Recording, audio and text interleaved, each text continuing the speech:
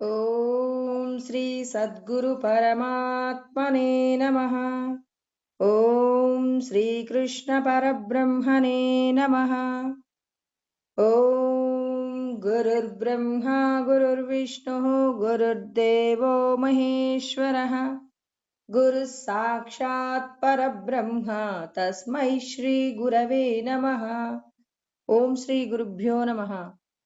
యస్య ప్రసాదాదహమేవ సర్వం మయ్యేవ సర్వం పరికల్పితం చ ఇత్థం విజానామి సదాత్మరూపం తస్యాంగ్రి పద్మం ప్రణతోస్మి నిత్యం.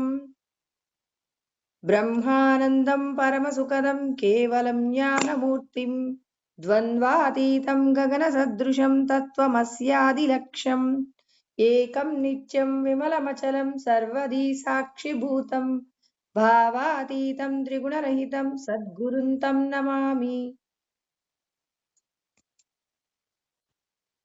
జై సద్గురు ప్రభు మహారాజుకు జై. అందరికీ నమస్కారం అండి. ఈరోజు మనం భగవద్గీత యందు 2వ అధ్యాయము సాంఖ్యయోగము. శ్రీకృష్ణ పరమాత్మ ప్రతి ఒక్కరిలో కూడా ఆత్మ చైతన్యం ప్రసరిస్తుంది అనే సత్యాన్ని ప్రతి ఒక్కరూ కూడా, అంటే మానవ ఉపాధి పొందిన ప్రతి ఒక్కరూ కూడా తెలుసుకొని తనను తాను ఉద్ధరింప చేసుకునే ప్రయత్నం చెయ్యాలని పరమాత్మ మనందరి కోసము కూడా భగవద్గీత సారమును మనందరికీ అందించారండి. భగవంతుడి యొక్క మాటలు.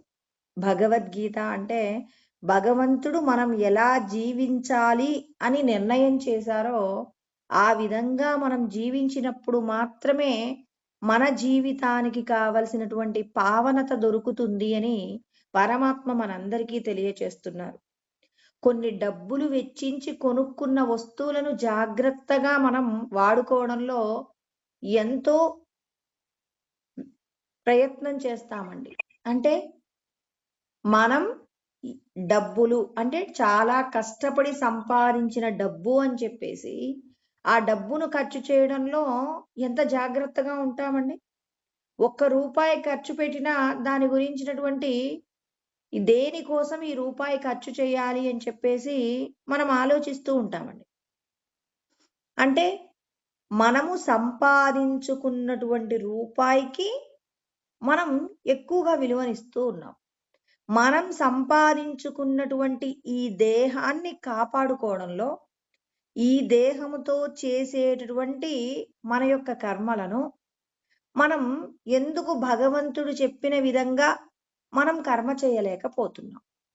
అంటే డబ్బు ఎలా సంపాదిస్తాము అనే దాని గురించిన ఆలోచన మనకు ఇక్కడ ఉంది. కానీ ఈ దేహాన్ని సంపాదించుకోవడానికి మనం ఎన్ని విధాలుగా ప్రయత్నం చేశాము అనేటటువంటి విషయాన్ని మనమందరము కూడా తల్లి గర్భములో నుంచి జన్మించిన మరుక్షణం మనందరి మీద కూడా వైష్ణవీ మాయ కమ్ముతుందండి.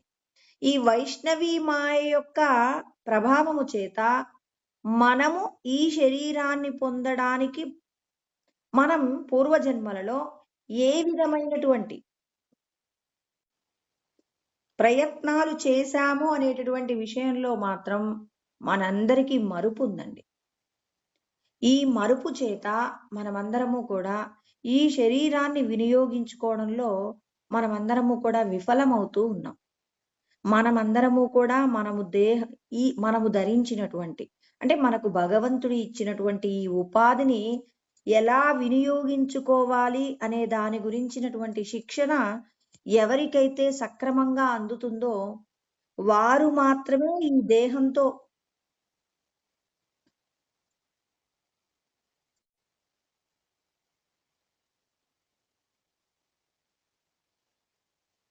మన దేహాన్ని మనం ఎలా వినియోగించుకోవాలి అనే దాని పట్ల ఎవరైతే శ్రద్ధను చూపిస్తారో, అలాంటి శ్రద్ధ చూపించాలి అంటే భగవంతుడి మీద మనకు భక్తి ఉండాలి. భగవంతుడి మీద మనకు భక్తి లేనప్పుడు ఏం జరుగుతుంది అనంటే, ఈ దేహంతో మనము ఈ లోకంలో ఉన్నటువంటి విషయ సుఖాలను అనుభవించడంలో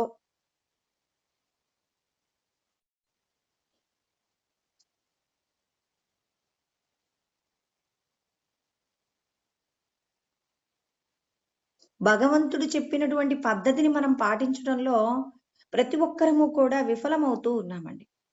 అంటే ఈ శరీరాన్ని పొందడానికి ఇంత ప్రయత్నం చేశాము అనే విషయం మనకు తెలిసినప్పుడు మాత్రమే జాగ్రత్త పడతామండి.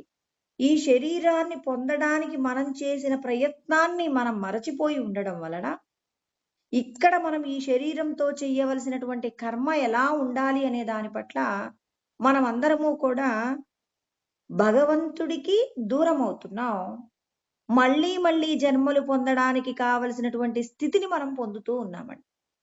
అంటే జన్మలెత్తడానికి ఈ శరీరంతో చేసేటటువంటి కర్మలను మనం ఈశ్వర సమర్పణ చేయడంలో మనందరికీ కూడా తగిన శిక్షణ లేకపోవడం వల్ల నేను చేస్తున్నానని మనమందరము కూడా కర్మ చేస్తూ ఉన్నామండి. నేను చెయ్యటం లేదు, నా చేత భగవంతుడు చేయిస్తున్నారనే సత్యాన్ని మనం తెలుసుకోవాల్సి ఉంటుంది. మనం చేసే ప్రతి కర్మ కూడా భగవంతుడే మనతో చేయిస్తారండి. నిన్ను ఈరోజు ఎక్కడ ఉంచాలి, నువ్వేం తినాలి, ఎలా ఉండాలి అనే విషయాల గురించి భగవంతుడి యొక్క నిర్ణయం ఆల్రెడీ అయిపోయిందండి. ఒక సినిమాను చూస్తున్నప్పుడు మనం ఇక్కడ ఇలా జరిగి ఉంటే బాగుండు అని చెప్పేసి మనం అనుకుంటాం. కానీ డైరెక్టర్ గారు ఏది అనుకుంటే అలాగే ఆ సినిమా నడుస్తుంది కానీ, మనం అనుకున్నట్టుగా సినిమా జరుగుతుందా? ఎట్టి పరిస్థితిలో జరగదు. అదే విధంగా మన జీవితాలన్నీ కూడా ఎలా నడపబడుతున్నాయి అంటే, కృష్ణ పరమాత్మ నిర్ణయించిన మేరకు మాత్రమే నడపబడుతున్నాయనే సత్యం ప్రతి ఒక్కరూ తెలుసుకోవాలి. కృష్ణ పరమాత్మ ఈ విషయాన్ని ఎక్కడైనా చెప్పారా అంటే, మయైవైతే నిహతాః పూర్వమేవ నిమిత్త మాత్రం భవసవ్యసాచినని 11వ అధ్యాయంలో మనకు కృష్ణ పరమాత్మ చెప్పి ఉన్నారండి. మయైవైతే అంటే నేను ఆల్రెడీ నిర్ణయించాను. మీరు ఎప్పుడు ఎక్కడ ఎలా ఉండాలి అనేటటువంటి విషయాలన్నీ కూడా నేను నిర్ణయించి ఉన్నాను అనేటటువంటి సత్యం కృష్ణ పరమాత్మ తెలియజేశారు.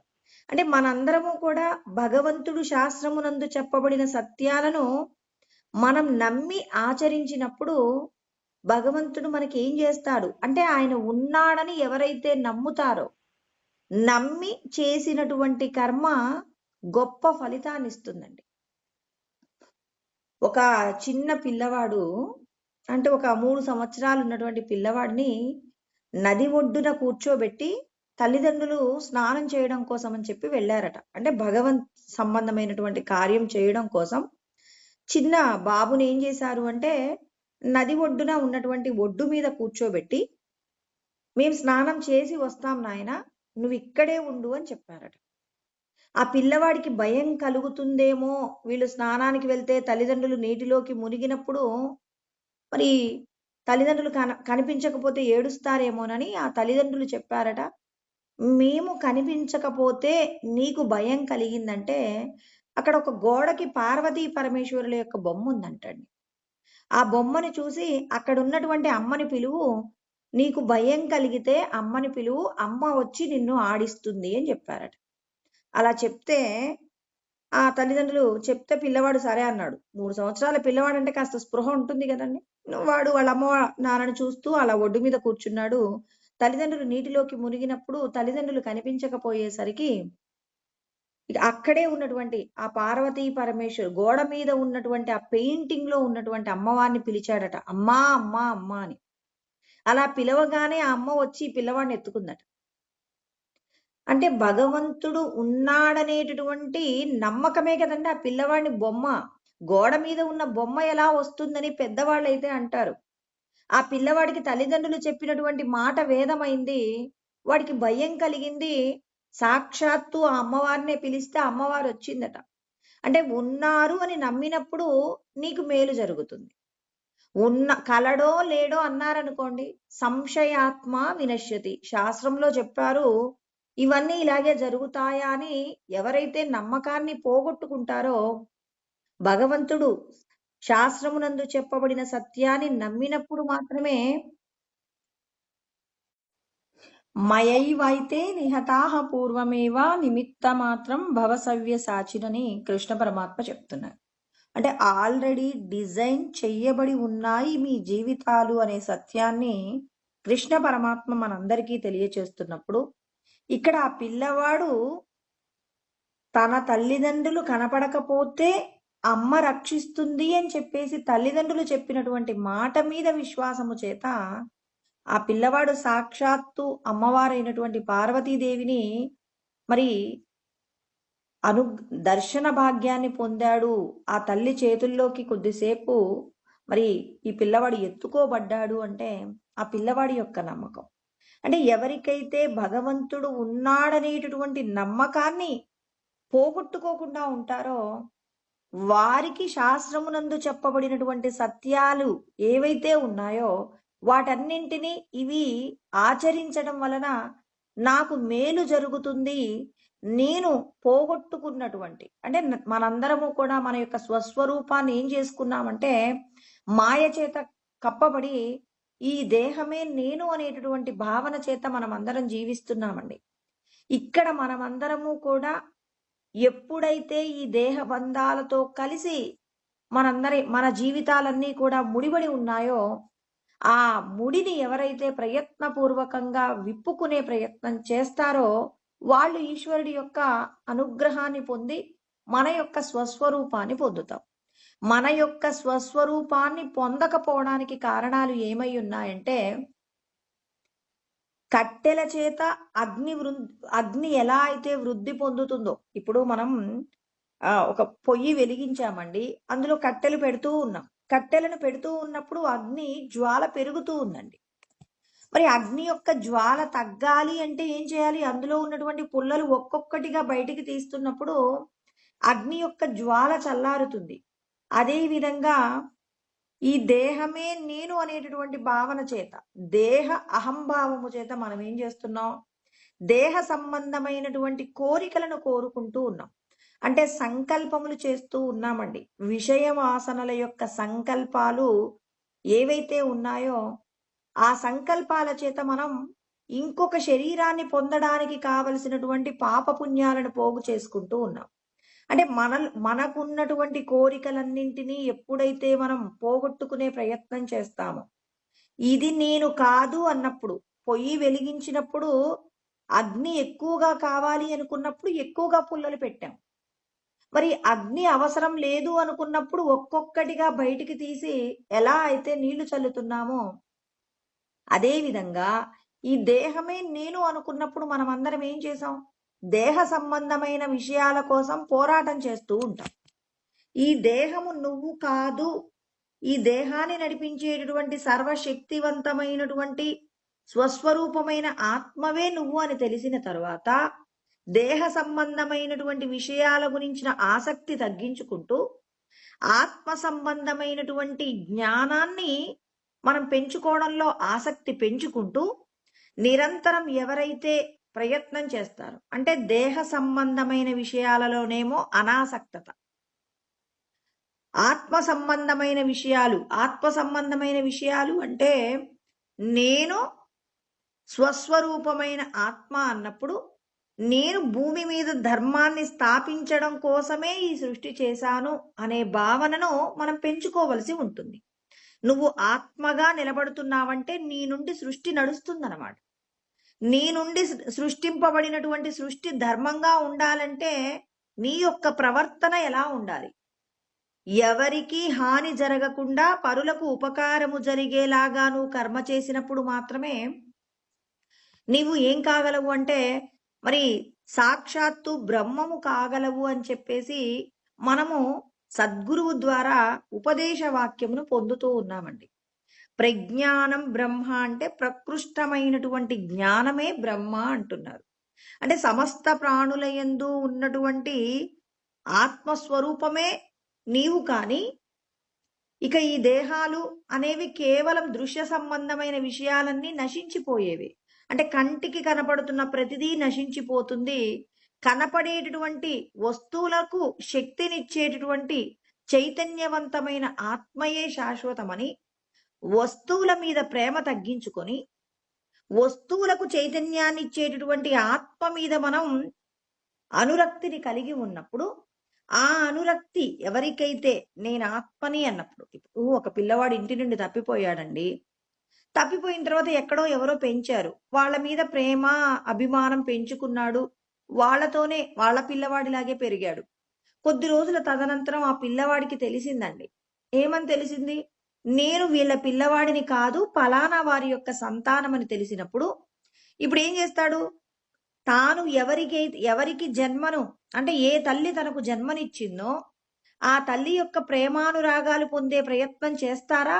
ఏమోలే, ఈ జన్మకు నేను ఇక్కడే పెరిగాను కదా, నేను ఇక్కడే ఉండిపోతానని ఏ పిల్లవాడైనా అనుకుంటాడా? రక్త సంబంధీకుల కోసం అని చెప్పేసి ఆ పిల్లవాడు ప్రయత్నం చేస్తారా, చెయ్యరా? అందరూ ఏమంటారు? ఖచ్చితంగా చేస్తారు అంటారు. మరి మనం మాత్రం ఎందుకు చేయకుండా ఉండాలి? మీరందరూ కూడా ఈ దేహము మీరు కాదు, ఈ దేహమే మీరైతే ఈ దేహంతో పాటే మీరు పుట్టాలి, దేహంతో పాటే మీరు చనిపోవాలి. కానీ దేహం పుట్టక పూర్వము మీరున్నారు, దేహము మరణించిన తర్వాత కూడా మీరుంటారనే సత్యం ఇక్కడ కృష్ణ పరమాత్మ చెప్తున్నారు కదండి. అవ్యక్తాదీని భూతాని వ్యక్త మధ్యాని భారత అవ్యక్త నిధనాన్యేవ తత్రకా పరిదేవన అన్నారు. అంటే శరీరము పుట్టక మునుపు, శరీరంతో ఉన్నప్పుడు, శరీరం తదనంతరము కూడా మీరుంటారంటే మీరు ఈ శరీరమా, ఆత్మయా? విచారణ చేసుకోమంటున్నారు పరమాత్మ. అంటే ఏదైనా ఒక విషయాన్ని ఎవరైనా చెప్పినప్పుడు అది నిజమని నమ్మాలి అంటే శాస్త్రం ప్రమాణంతే కార్య అకార్య వ్యవస్థితం అంటారు. శాస్త్రమే ప్రామాణికం. శాస్త్రంలో చెప్పకుండా ఎవరైనా ఇది సత్యము అన్నారనుకోండి, ఆ మాటను మనం నమ్మవలసిన అవసరం లేదు.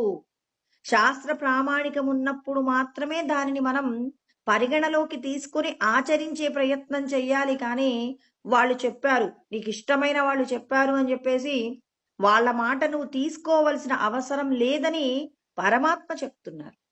పరమాత్మ చెప్పిన సత్యాన్ని మనం గుర్తుపెట్టుకున్నప్పుడు, ఇప్పుడు నువ్వు ఈ దేహము కాదు, నీవు ఈ దేహములో బంధింపబడి ఉన్నావు అనే సత్యం కృష్ణ పరమాత్మ చెప్తున్నారు. ఆయన చెప్తున్నప్పుడు నువ్వెందుకు మరి దేహ సంబంధమైనటువంటి విషయాల మీద ఆసక్తిని పెంచుకుంటూ అనేక రకములైనటువంటి జన్మలను పొందే ప్రయత్నం చేస్తావు? ఈ దేహాన్ని నువ్వు ఎలా విడిపించగలవు? ఒక వ్యక్తి జైల్లో ఉన్నాడండి. ఆ జైల్లో ఉన్నప్పుడు అతనికి ఒక 5 సంవత్సరాలు జైలు శిక్ష పడింది. అతడు ఆ 5 సంవత్సరాల పాటు జైలు శిక్షను అనుభవిస్తూ అక్కడ ఏదైనా చేయకూడని పాపం చేశాడనుకోండి, ఆ 5 సంవత్సరాల కాలం ఎన్ని సంవత్సరాలకు పడుతుంది? అతడు జీవిత ఖైదీగా కూడా మారే అవకాశం ఉంది. అలా కాకుండా 5 సంవత్సరాల పాటు జైలు శిక్ష పడిన వ్యక్తికి అతను ఏదో తెలిసో తెలియకో పొరపాటు చేశాను అని చెప్పేసి తన బుద్ధి ఎందు గనక పరివర్తన వచ్చిందనుకోండి, ఇప్పుడు తాను ఏం చేస్తాడు? సత్కర్మలు చేస్తాడు. అక్కడ తనకు ఏదైతే ఒక మంచి పని వచ్చో ఆ మంచి పనిని తాను చేస్తూ సత్ప్రవర్తన కింద ఒక 2 సంవత్సరాల ముందే జైలులో నుంచి బయటపడడానికి అవకాశం ఉందంటారా, లేదంటారా? ఖచ్చితంగా ఉంది అన్నప్పుడు మనము కూడా ఈ పంజరంలో పాంచభౌతికమైనటువంటి దేహమునందు బంధింపబడి ఉన్నామనే సత్యం మనం తెలుసుకోవాలి. ఏమంటాడు అక్కడ? దేహి నిత్యమవద్యోయం దేహే సర్వస్య భారత. ఈ శరీరముల యందు ఉన్నటువంటి దేహి, జీవుడు ఎవరైతే ఉన్నారో ఆ జీవుడు ఎప్పటికీ చంపబడడు అని కృష్ణ పరమాత్మ చెప్తున్నారు. సత్వ రజస్తమ ఇది గుణాహ ప్రకృతి సంభవాహ. ప్రకృతి వలన పుట్టినటువంటి సత్వగుణము, రజోగుణము, తమోగుణము ఏదైతే ఉందో ఈ 3 గుణముల చేత బంధింపబడి ఉన్నాడు జీవుడు. చెప్పాడు కదండి పరమాత్మ. ఏమని చెప్తున్నారు? ఈ 3 గుణాలన్నీ కూడా ప్రకృతి చేత పుట్టబడినవి. నిబధ్నంతి మహాబాహో, బంధింపబడి ఉన్నారు. దేహే దేహినమవ్యయం, 14వ అధ్యాయం 5వ శ్లోకం. ప్రతిరోజు చెప్పడానికి కారణాలు ఏమై ఉన్నాయంటే మనమందరము బంధింపబడి ఉన్నామనే సత్యాన్ని గుర్తుపెట్టుకోవాలి. నేను ఆత్మని అని మీరు గుర్తుపెట్టుకున్నారనుకోండి, ఈ ఆత్మగా మీరు ఎక్కడున్నారు? ఈ శరీరం లోపట మీరు బంధింపబడి ఉన్నారు. మనమందరం స్వేచ్ఛగా లేమండి. మనమందరము కూడా త్రిగుణాల యొక్క మాయ చేత బంధింపబడి ఉన్నాం. మరి త్రిగుణాల చేత బంధింపబడి ఉన్నటువంటి నీవు ఈ బంధనములలో నుంచి బయటపడాలి. అందుకే స్వాదిష్టానమైనటువంటి విశుద్ధ ఆత్మ ఏంటి, అనేక రకములైనటువంటి ఈ ఆత్మలో ఉన్నటువంటి పొరలయందు మనమందరము కూడా బంధింపబడి ఉన్నాం. ఎలా బంధింపబడి ఉన్నామో తెలుసా అండి? దేహము అనేటువంటి అహంభావము చేత మనమందరం బంధింపబడి ఉన్నామని తెలుసుకోవాలి. అంటే మనమందరము బంధింపబడి ఉన్నాము అనటానికి సా కాలసూత్రి పదవి, సా మహాసూచి వాగురా, సాపి పత్రవనశ్రేణి యా దేహ అహమిది స్థిత అని చెప్పేసి వశిష్ఠుడు చెప్పినటువంటి శ్లోకం గురించి మాట్లాడుకోవాలి. అంటే మనమందరము కూడా స్వాదిష్టానమైనటువంటి, అంటే స్వయంగా వెలిసినటువంటి మనం అండి. ఇప్పుడు మనకి జ్యోతిర్లింగాలు స్వయంభూగా వెలిసాయి, తానే పరమాత్మయే స్వయంగా వెలిసారంటారు కదా. మనము కూడా ఈ స్వస్వరూపమైనటువంటి ఆత్మగా ఉన్నటువంటి మనం, విశుద్ధమైనటువంటి ఆత్మ, మాలిన్యాలు ఏమీ లేనటువంటి ఆత్మ స్వరూపంగా ఉన్నటువంటి మనం ఈ ఆత్మయందు అంటే మన లోపట ఈ దేహమే నేను అనేటటువంటి అహంభావము పొరలు పొరలుగా కమ్ముకొని ఉందట. ఈ అహంభావాన్ని మనం ఎలా పోగొట్టాలి అని అంటే, నేను ఈ దేహము కాదు అనేటటువంటి సత్యాన్ని నువ్వు ఆలోచించాలి. అంటే కాలసూచి నరకం అంటారు. ఇంకా అంటే మనమందరము కూడా బంధింపబడ్డాం. అసిపత్ర నరకము అంటారండి. అసిపత్ర నరకము, కాలసూచి నరకము అని చెప్పేసి మరి మనందరం కూడా బంధింపబడి ఉన్నాడు. అంటే కాలమునందు ఈ దేహమే నేను అనేటటువంటి భావన చేత కాలంలో చిక్కుకొని ఉన్నామండి. మరి కాలంలో చిక్కుకొని ఉన్నటువంటి మనల్ని మనం ఎలా గట్టెక్కించుకోగలం? అలా గట్టెక్కించుకోవాలంటే మనం ఏం చేయాలి? గట్టెక్కాలి అని అంటే ఇక్కడ నువ్వు చెయ్యవలసినటువంటి చర్య ఏమిటి అని అంటే, నేను ఈ దేహం కాదు, ఈ దేహాన్ని నడిపించే ఆత్మని. అంటే ఒక్కొక్కటిగా విచారణ చేయాలి. ఈ దేహము నేను కాదు, ఇంద్రియాలు నేను కాదు. దానికోసం అని చెప్పి శ్లోకం కూడా ఏముంది? ఇంద్రియాని పరాణ్యాహు ఇంద్రియేభ్య పరం మనః మనసస్తు పరాబుద్ధి యో బుద్ధే పరతస్తు సహా అని చెప్పి కృష్ణ పరమాత్మ 3వ అధ్యాయం 42వ శ్లోకంలో చెప్పారు. దేహము కంటే ఇంద్రియాలు గొప్పవి. అంటే ముఖ్యంగా మనం ఫస్ట్ ఏమంటున్నాం? ఈ దేహం నేను కాదంటున్నాం. ఈ దేహము కంటే గొప్పవైన ఉన్నాయట మన శరీరంలో. మనమందరం ఈ దేహాన్ని ఇష్టపడుతూ ఉన్నాం కదండి. ఈ దేహము మీరు కానప్పుడు మరి ఈ దేహాన్ని నడిపించేవి ఏవై ఉన్నాయి? ఇంద్రియాలు. మనం కళ్ళ ద్వారా చూస్తాం, చెవి ద్వారా వింటాం, మరి నాలుక ద్వారా రుచులు చూస్తాం, శరీరం ద్వారా మరి స్పర్శానుభూతి పొందుతాం, ముక్కు ద్వారా వాసనలు చూస్తాం కదండి. మరి వీటన్నింటినీ ఇంద్రియాల, జ్ఞానేంద్రియాల ద్వారా గ్రహించినటువంటి విషయాలను కర్మేంద్రియాల ద్వారా మనము వీటన్నింటినీ అనుభూతి పొందుతాం. కర్మేంద్రియాలు అంటే వాక్కు, పాణి, పాదము, ఉపస్థాపాయు అంటే నోరు, చేతులు, కాళ్ళు, మలమూత్ర విసర్జన చేసేటటువంటి అవయవాలను కర్మేంద్రియాలు అంటారు. కళ్ళతో చూసినటువంటి విషయాన్ని మనము పక్క ఇంట్లో ఒక పువ్వు పూసిందనుకోండి, ఆ పువ్వుని ఏం చేస్తున్నాం? కళ్ళతో చూసాం. ఏం చేస్తున్నాం? కాళ్ళ ద్వారా నడుచుకుంటూ వెళ్ళాం, చేతితో కొయ్యటం జరిగింది. అంటే జ్ఞానేంద్రియాల ద్వారా తెలుసుకున్నటువంటి విషయ జ్ఞానాన్ని, అంటే ఏం తెలుసుకుంటాం? శబ్ద, స్పర్శ, రూప, రస, గంధములు. కన్ను ద్వారా ఏం చేస్తున్నాం? రూపములు చూస్తామండి. చెవి ద్వారా శబ్దములను వింటాం. చర్మము ద్వారా స్పర్శ సుఖాన్ని తెలుసుకుంటాం. తర్వాత నాలుక ద్వారా రుచికి సంబంధించినటువంటి విషయాన్ని మనం గ్రహిస్తాం. ముక్కు ద్వారా మరి వాసనను గ్రహిస్తాం. వీటిని మనం ఏం చేస్తున్నామంటే కర్మేంద్రియాల ద్వారా మనము విషయానుభూతిని పొందుతున్నాం. వీటిని పంచ తన్మాత్రికలు అంటారు. శబ్ద, స్పర్శ, రూప, రస, గంధాదులు. మరి ఇంద్రియముల కంటే కూడా అంటే ఇవి గొప్పవి మన జీవితంలో.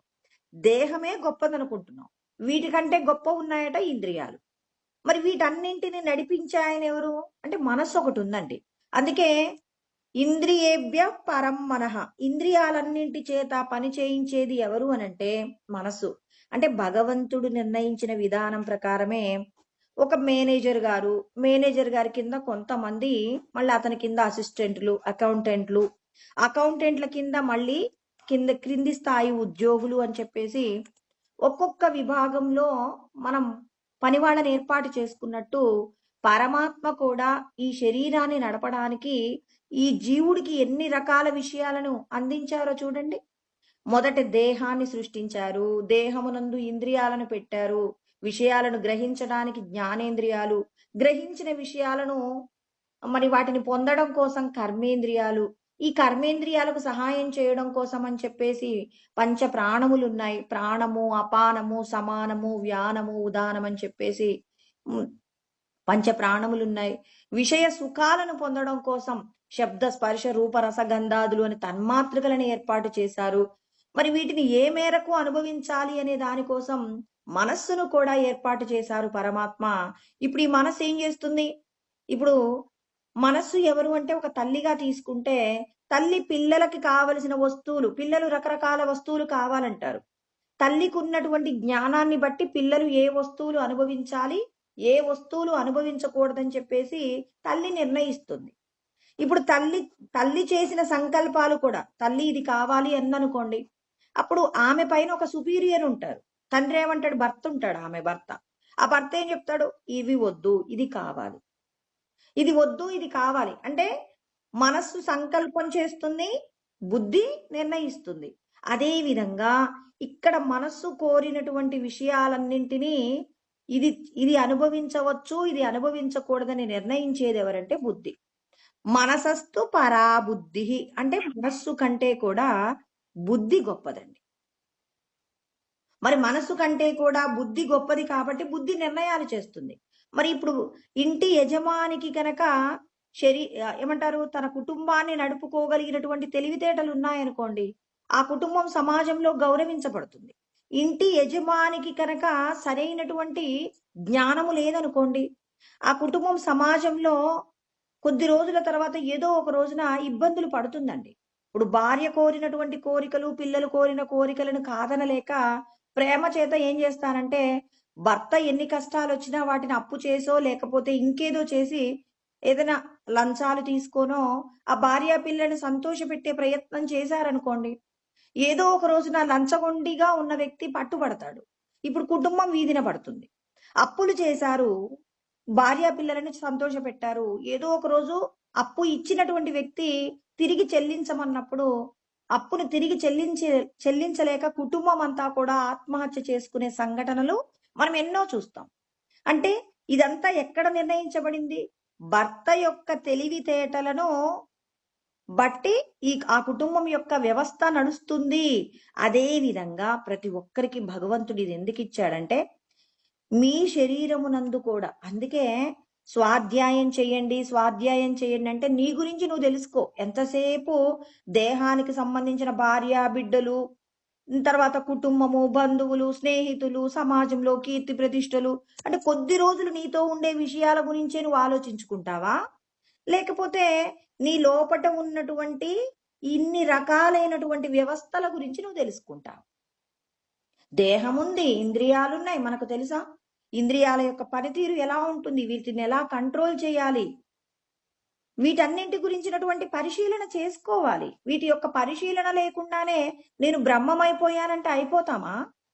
నువ్వు బ్రహ్మము కావాలి అంటే నీ యొక్క సాధన ఏం తెలియాలి?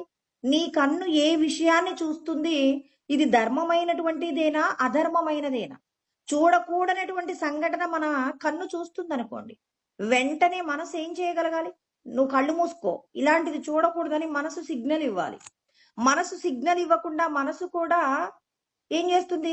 ఆ కన్నుతో కలిసిపోయి అక్కడున్న విషయాన్ని అనుభూతి పొందుతుంది అనుకోండి. ఇప్పుడు బుద్ధి ఏం చేస్తుంది? నిర్ణయిస్తుంది, చూడకూడదు, ఆ విషయాన్ని నువ్వు చూడకూడదని చెప్పి నువ్వేం చేయగలగాలి? బుద్ధి మనస్సును కంట్రోల్ చేస్తే మనస్సు ఏం చేస్తుంది? కన్నుని ఆటోమేటిక్ గా కన్నుని ఆ విషయం చూడకుండా చేస్తుంది. అంటే జీవుడు ఏం చేయాలి? ఈ బుద్ధి, మనస్సు, ఇంద్రియాల ద్వారా తన యొక్క దేహాన్ని తన స్వాధీనంలో పెట్టుకోవాలి. తన స్వాధీనంలో పెట్టుకోలేనప్పుడు జీవుడు ఏమవుతున్నాడు? మళ్ళీ మళ్ళీ అదో జన్మలెత్తడానికి అదో పాతాళంలోకి వెళ్ళిపోతున్నారు. అంటే మనమందరం ఏం చేస్తున్నాం? ఎందుకు ఈ శరీరాన్ని విడిచాక ఇంకో శరీరాన్ని పొందుతాం? ఏ శరీరం దొరుకుతుంది అనే దాని పట్ల మనకెందుకు పట్టు లేదు అంటే, నీ యొక్క ఇంద్రియాలను నువ్వు నిగ్రహించలేకపోతున్నావు. ఈ పదార్థం తినకూడదు, ఈ శరీరానికి పనికి రాదు. ఇప్పుడు షుగర్ ఉన్నటువంటి వ్యక్తి నాకు తీపి పదార్థాలు తినాలి అని ఉంది అని నాలుక కోరితే, నాలుక కోరికను తీర్చే ప్రయత్నం జీవుడు చేశాడనుకోండి, ఏదో ఒక రోజున ఈ శరీరానికి రాకూడనటువంటి పెద్ద ప్రమాదం వస్తుంది. ఈ శరీరం లేకపోతే ఈ శరీరం లోపట బంధింపబడ్డ నిన్ను నువ్వు తెలుసుకోగలుగుతావా? అంటే మనల్ని మనం తెలుసుకోవాలి అంటే ఏం చేయాలి? నువ్వు ఖచ్చితంగా నీ గురించినటువంటి జ్ఞానం ఉండాలి. ఇది శరీరం అని, ఈ శరీరంలో ఉన్నటువంటి ఆ ఏదైతే వ్యవస్థ ఉందో ఈ వ్యవస్థ సక్రమంగా జరగాలి అంటే ఇంద్రియాలు అంటే నీ కన్ను ఏ విషయాన్ని చూడాలి, నీ చెవి ద్వారా ఏ విషయాలను వినాలి, ఇలా ఇంద్రియాలకు సంబంధించినటువంటి పట్టు నీకు ఉండాలి. అలాంటి పట్టు నీకు ఉండాలి అంటే మనసుకు భగవత్ సంబంధమైన జ్ఞానము కల్పించాలి. ఇంట్లో ఉన్నటువంటి భర్త, తెలివి కలిగినటువంటి భర్త చంచలమైనటువంటి భార్యకు అంటే ఏది కనిపించినా ఇది కావాలి అని కోరుకునే భార్యకు ఈ విషయాలు మనం తీసుకోకూడదు. భార్య అడుగుతుంది, వాళ్ళ ఇంట్లో ఆ వస్తువులు ఉన్నాయి, ఈ వస్తువులు ఉన్నాయి అన్నప్పుడు భర్త ఇంటి పరిస్థితిని తెలియచేస్తూ భార్యను ఏం చేయాలి? కుటుంబాన్ని సక్రమంగా దిద్దడానికి కావలసినటువంటి తెలివితేటలను భార్యకు నేర్పించినప్పుడు ఆ భార్య పిల్లలను సరైనటువంటి పద్ధతిలో దిద్దుతుంది. అంతే కదండి. తల్లే కదా ఎక్కువగా పిల్లలకి విద్యాబుద్ధుల విషయంలో కానివ్వండి, ఇంకా ఎన్నో రకములైనటువంటి విషయాలను తెలియజేయడంలో తల్లి యొక్క పాత్ర అమోఘమండి. భర్త డబ్బు సంపాదిస్తాడు, పిల్లలని చూడటంలో ఆయన పాత్ర కూడా గొప్పగా ఉంటుంది, కానీ తల్లికున్న పాత్రతో పోలిస్తే తక్కువ స్థాయిలోనే ఉంటుంది. అందుకే తల్లి ప్రథమ గురువు, తర్వాతనే తండ్రి గురించి మాట్లాడతారు. అందుకే ఇప్పుడు భర్త ఏం చేయాలి? ఆ కుటుంబం దిద్దబడాలి అని అంటే మరి అతనికి సరైనటువంటి తెలివితేటలు ఉండి అతడు గనక ధర్మ మార్గంలో ఉంటే అతని భార్య ధర్మ మార్గంలో ఉంటుంది, అతని పిల్లలు కూడా ధర్మ మార్గంలో ప్రయాణం చేస్తారు. చూడండి, తల్లి యొక్క పాత్ర కీలకమే అయినప్పటికీ ఆ తల్లిని దిద్దగలిగినటువంటి ఆయన ఎవరు అంటే తండ్రి, ఆ ఇంటి యజమాని. యజమాని సక్రమంగా ఉన్నప్పుడు ఆ కుటుంబం దిద్దబడినట్టుగానే ఇక్కడ జీవుడు ఏం చేయాలి? బుద్ధికి సంబంధించి ఈశ్వర సంబంధమైన జ్ఞానాన్ని నింపాలి. మన మనస్సులో పూర్వజన్మకు సంబంధించిన సంస్కారాలు ఉన్నాయి. ఆ సంస్కారాలన్నీ కూడా ఏం చేస్తున్నాయంటే మనం ఇక్కడ ఈ శరీరంతో అనుభవించవలసిన సుఖాల గురించి మనసు ఆరాట పడుతుంది. ఇప్పుడు జీవుడు ఏం చేయాలి? ఈ దేహమే నీవు కాదు, దేహంలో ఉన్నటువంటి నీవు ఏం చేయాలి? నీకు శక్తినిచ్చేటటువంటి ఆత్మ కోసం, జీవుడి కోసం కష్టపడాలి. అంటే మన మనసు ఎవరి గురించి ఆలోచించాలి? మన మనస్సు ఈ శరీరంలో నేను బంధింపబడి ఉన్నాను అనే సత్యం తెలుసుకున్నటువంటి జీవుడు తన దగ్గర ఉన్నటువంటి మనస్సు చేత భగవంతుడి యొక్క నామాన్ని స్తుతింప చేయడంలో కానివ్వండి, భగవంతుడు చెప్పినటువంటి ధర్మాన్ని పాటించడంలో కానీ మనస్సు సిద్ధంగా ఉండేలాగా తీర్చిదిద్దాలంటే జీవుడు బుద్ధికి భగవత్ సంబంధమైన జ్ఞానాన్ని ప్రయత్నపూర్వకంగా నేర్పించవలసి ఉంటుంది. అంటే నీకు భగవత్ సంబంధమైనటువంటి అనుభూతి నీవు పొందాలి అనుకుంటే నువ్వు నిగ్రహించవలసినటువంటి వాళ్ళు ఎవరు? ఇంద్రియాలు, శరీరము, ఇంద్రియాలు, మనస్సు, బుద్ధి. మరి వీటన్నింటికీ శక్తినిచ్చేది ఎవరు? ఆత్మ చైతన్యమాశ్రిత్య దేహేంద్రియ మనోబుద్ధి అన్నారు. అంటే దేహము, మనస్సు, బుద్ధి ఇవన్నీ ఎవరి దగ్గర నుంచి శక్తి తీసుకుంటున్నాయి? ఆత్మ యొక్క శక్తి ద్వారానే ఇవన్నీ నడుస్తున్నాయి. అందుకే మనసస్తు పరాబుద్ధి యో బుద్ధే పరతస్తు సహా. అంటే బుద్ధి కంటే గొప్పది ఆత్మ. అంటే ఇప్పుడు మనస్సు ఎవరి గురించి ఆలోచించాలి?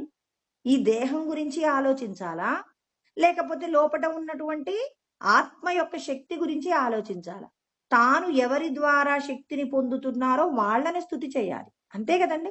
ఇప్పుడు మనకి ఎవరైతే సంపద ఇచ్చారో ఆ సంపద ఇచ్చిన వాళ్ళని పొగడవలసి ఉంటుందా? సంపదతో మనం బ్రతుకుతున్నాము, కానీ సంపాదించి డబ్బిచ్చిన వాళ్ళని గురించి మనం స్తుతి చేయవలసి ఉంటుందా లేదా? అందుకే తల్లిదండ్రులకు పితృతర్పణాలు పెట్టడంలో ఎవరు వెనకబడకూడదు అని చెప్పేసి చెప్తారు. ఎందుకు? తల్లిదండ్రులు మనకు ఈ శరీరాన్ని ఇవ్వడమే కాదు, శరీర పోషణకు కోసం కూడా మనకి ఏం చేస్తారు? మరి మనం బ్రతకడానికి కావలసిన తెలివితేటల దగ్గర నుంచి మొదలు పెడితే నువ్వు జీవిస్తున్నటువంటి ఈ రోజు నీ జీవనానికి అన్ని కూడా తల్లిదండ్రులే మూలాలు కాబట్టి ఆ తల్లిదండ్రులకు నువ్వు చెయ్యవలసినటువంటి ఈ శ్రేష్టత ఏంటి అంటే పితృతర్పణాలు నువ్వు గుర్తు పెట్టుకొని పెట్టవలసి ఉంటుంది అని శాస్త్రం చెప్తుంది. అంటే నీకు ఇంతటి జీవితాన్ని ఇచ్చినటువంటి నీ పితృదేవతలకు నువ్వు తర్పణాలు పెట్టవలసి ఉంటుంది. అంటే నువ్వు జీవించడానికి మూలమైనటువంటి వారికి నువ్వేం చేయాలి? నీ వంతు ప్రయత్నంగా నువ్వు ఏమి చెయ్యగలవో అది చెయ్యాలి. రోజు నువ్వు వాళ్ళ గురించి స్మరణ చేసినా చేయకపోయినా వాళ్లకు చెయ్యవలసినటువంటి క్రతువుల విషయంలో మాత్రం ఖచ్చితంగా నువ్వు చెయ్యవలసి ఉంటుంది అని చెప్పేసి శాస్త్రం మనందరికీ కూడా తెలియచేస్తూ ఉంది. నీ లోపట ఉన్నటువంటి బ్రహ్మమును నువ్వు తెలుసుకోవాలి అంటే, ఆ బ్రహ్మమును నువ్వు పొందాలి అంటే కృష్ణ పరమాత్మ ప్రతి ఒక్కరికి కూడా చెప్తున్నారు, మీరందరూ కూడా స్వధర్మం ఏంటో తెలుసుకోండి. స్వధర్మము గురించినటువంటి జ్ఞానము లేకుండా మీరు మిమ్మల్ని పొందలేరు అంటున్నారు. అంటే ఇక్కడ స్వధర్మం ఏంటి? స్వధర్మమపి చావేక్ష నవికంపితుమర్హసి ధర్మాద్యుద్ధాత్ శ్రేయోన్యత్ క్షత్రియస్య న విద్యతే అని చెప్పేసి కృష్ణ పరమాత్మ మనకి ఈ శ్లోకాన్ని చెప్తున్నారనమాట. స్వధర్మము ఇప్పటి వరకు కూడా ఆత్మతత్వం గురించి చెప్పారండి కృష్ణ పరమాత్మ. అంటే ఆత్మ గొప్పది అని చెప్పారు. మరి ఆత్మ గొప్పది అని నువ్వు నిలబడాలి అని అంటే నీకు స్వధర్మం ఏంటో తెలియాలి. స్వధర్మం అనగానే మనం ఏం చేస్తాం? నేను ఏ కులంలో పుట్టాను, ఇక్కడ నేను స్త్రీనా పురుషున్నా, నేను నా భార్య బిడ్డలని ఎలా చూసుకోవాలి, ఇవన్నీ మనకు స్వధర్మం లాగా కనిపిస్తాయి. కానీ కృష్ణ పరమాత్మ చెప్పినటువంటి స్వధర్మం ఏంటి? స్వధర్మమపి చావేక్ష నవికంపితుమర్హసి. అంటే స్వధర్మాన్ని బట్టి చూసినప్పటికీ కూడా నువ్వు యుద్ధము చెయ్యకుండా ఉండడానికి కావలసినటువంటి విధి విధానాలేమీ లేవు. ఇక్కడ చెప్తున్నారు స్వధర్మం అంటే ఏంటి. స్వధర్మమే అంటే నేను ఈ దేహమే అన్నప్పుడు మనం ఏం చేస్తాం? ఏ కులం నందు పుట్టామో ఆ కులానికి సంబంధించినటువంటి నియమాలు, భార్య బిడ్డలు ఇవన్నీ ఆలోచిస్తాం. నువ్వు ఈ దేహమే అనే భావన చేత నువ్వు ఎంతకాలం ఉంటావు? ఈ దేహముతో నువ్వు చెయ్యవలసిన సాధన ఏంటో తెలుసుకుంటావా? లేకపోతే ఈ శరీరంతో నువ్వు ఎంత సుఖాన్ని పొందాలో ఆ సుఖం గురించి ఆలోచిస్తావా? అందుకే ఆయన ఏమంటారు? హతోవా ప్రాప్స్యసే స్వర్గం జిత్వావా భోక్షసే మహిం అంటాడు. మరణించావా స్వర్గం దొరుకుతుంది, లేదు జీవించావా నీకు రాజ్యంలో ఈ భూమి మీద గొప్పగా జీవించడానికి కావలసినటువంటి స్థితిని నువ్వు పొందుతావు అంటారు. అంటే భూమి మీద జీవించడమా లేకపోతే స్వర్గాన్ని పొందడమా? జిత్వావా హతోవా, ఈ రెండు విషయాల గురించి ప్రతి ఒక్కరూ నిర్ణయం తీసుకోవాలి. అందుకే ఇక్కడ ఆయన ఏమంటున్నారు? స్వధర్మము, స్వధర్మము. స్వ అంటున్నారండి. స్వ అంటే ఎవరు? నీవు స్వాధ్యాయం చెయ్యమంటున్నారు. స్వ అంటే నీవు ప్రత్యేగాత్మవే, కానీ నువ్వు ఈ శరీరం కాదనే సత్యం ఖచ్చితంగా నీకు తెలియాలి. మానవ దేహాన్ని నువ్వు పొందిన తరువాత నీ యొక్క స్వధర్మం ఏంటో నీకు తెలియాలి. మిగిలిన ప్రాణులు తెలుసుకోగలుగుతాయా? 84 లక్షల రకాల ఉపాధులలో తానెవరో తాను తెలుసుకోగలిగినటువంటి గొప్ప ఉపాధి మానవ ఉపాధి అండి. ఈ ఉపాధి మినహా ఏ ఉపాధి కూడా నువ్వు ఆత్మవి అంటే తెలుసుకోగలిగినటువంటి బుద్ధి చైతన్యం మాత్రం లేదండి. మన అందరికీ అంటే మనిషిగా పుట్టిన ప్రతి ఒక్కరికి కూడా తానెవరో తాను తెలుసుకోగలిగినటువంటి గొప్ప బుద్ధి చైతన్యాన్ని పరమాత్మ మనకు ప్రసాదించారు. ఈ బుద్ధి చైతన్యాన్ని మనం ఏం చేస్తున్నామంటే దేహ సంబంధమైన విషయ సుఖాలను పొందడం కోసం మనం ప్రయత్నం చేస్తూ, అంటే మనం అందరం ఏమనుకుంటున్నాం? ఈ దేహమే నేను అనుకుంటున్నాం. ఈ దేహము నేను కాదు, ఇంద్రియాలు నేను కాదు, మనస్సు కాదు, బుద్ధి కాదు. ఇంకా నేనెవర్ని? జాగ్రత్త స్వప్న సుషుప్తి యందు సాక్షిగా ఉండి ఈ దేహము చేత కర్మలను చేయించేటటువంటి స్వాదిష్టమైనటువంటి విశుద్ధ ఆత్మయే నేను అని ఇక్కడ ఆత్మయందు పొరలు పొరలుగా ఈ దేహ అహంభావాన్ని ఒక్కొక్కటిగా పోగొట్టాలండి. అలా ఒక్కొక్కటిగా విడదీసినప్పుడు మాత్రమే నీ లోపట ఉన్నటువంటి స్వస్వరూపమైనటువంటి ఆత్మను నువ్వు తెలుసుకోగలుగుతావు. అలా తెలుసుకోవాలి అంటే నీ స్వధర్మం ఏంటో నీకు తెలియాలి. స్వధర్మము అనే విషయం మనం తెలుసుకున్నామంటే అంటే కృష్ణ పరమాత్మ బోధించినటువంటి భగవద్గీత యొక్క జ్ఞానాన్ని మనం తెలుసుకుంటున్నామంటే ఇక్కడ నీకేం తెలియాలి? భగవద్గీతను అధ్యయనం చేస్తున్నాము అంటే నేను ఆత్మగా అనే అనుభూతితోనే నువ్వు గీతాను అధ్యయనం చేయవలసి ఉంటుంది. గీత యందు చెప్పబడిన సత్యాలన్నీ కూడా నిన్ను నువ్వు తెలుసుకొని, అంటే నీ చుట్టూ ఉన్నటువంటి త్రిగుణాల మాయ నుండి నిన్ను నువ్వు విడిపించుకోగలిగినటువంటి స్థితిని నువ్వు సంపాదించుకోవాలి. భగవద్గీత జ్ఞానం మనం పొందుతున్నామంటే కొన్ని కోట్ల జన్మలలో మనం చేసిన పుణ్యము మరి ఫలించింది కాబట్టి నీవు నీ యొక్క స్వధర్మాన్ని తెలుసుకోగలిగినటువంటి స్థితికి నువ్వు ఎదిగావన్నమాట. అంటే మనం పూర్వజన్మలలో చేసినటువంటి సాధనయే ఇవాళ భగవంతుడు చెప్పే మాటలను మనం వినగలుగుతున్నామండి. కొన్ని కోట్ల మందిలో ఎంతమంది భగవంతుడు అంతటా ఉన్నారనే సత్యాన్ని తెలుసుకుంటారేమో కానీ నమ్మి ఆచరించగలిగినటువంటి వాళ్ళు చాలా అరుదుగా ఉంటారని పరమాత్మయే చెప్పారు. మనుష్యానాం సహస్రేషు కశ్చిద్ యతతి సిద్ధయే అని పరమాత్మ ఎందుకు చెప్పారండి? సుమారు 800 కోట్ల మంది జనాభా ప్రపంచంలో ఉంటే మరి భగవంతుడు ఉన్నారని నమ్మి ఆచరించేవాడు. భగవంతుడు ఉన్నారంటారు, విడిచిపెడతారు. కానీ భగవంతుడే అన్నింటికి, సర్వ అవస్థలకు, సర్వస్థితులకు, సమస్తమునకు ప్రతినిధి పరమాత్మయే అని నమ్మి ఆచరణ చేసేవాళ్ళు కొద్ది మందే ఉంటారట. వాళ్ళు వేలల్లోనే ఉంటారట. మరి వాళ్ళందరిలో కూడా పరమాత్మను పొందగలిగిన స్థితి ఎవరికి ఉంటుంది? యతతామపి సిద్ధానాం కశ్చిన్మాం వేత్తి తత్వతః.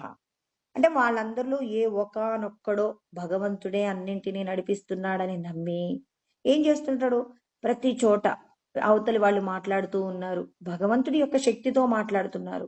వాళ్ళు ఏదైనా మాట్లాడకూడని మాటలు మాట్లాడుతున్నారు, పూర్వజన్మలలో వాళ్ళు చేసిన పాపమును అనుభవిస్తున్నారు కాబట్టి పాపపు మాటలు మాట్లాడుతున్నారు, పాపపు కర్మలు చేస్తున్నారు.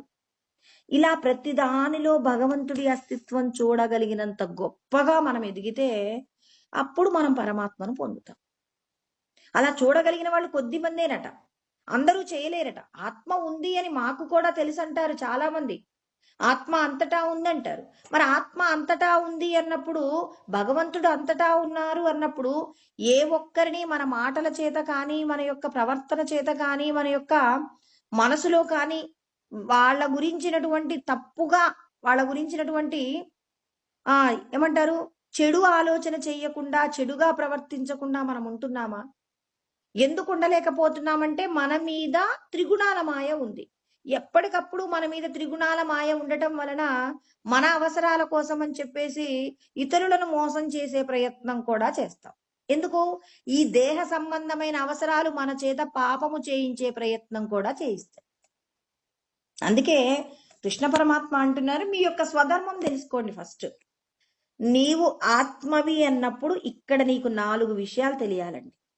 ఏంటి ఆ 4 విషయాలు అంటే, భగవంతుడు ఏం చేశారు? పూర్వజన్మలలో మనం చేసినటువంటి ఏ గుణముతో కూడి కర్మ చేశామో ఆ కర్మలను బట్టి పరమాత్మ ఏం చేశారు అంటే 4 రకాలైనటువంటి వర్ణాలుగా విభజించారు.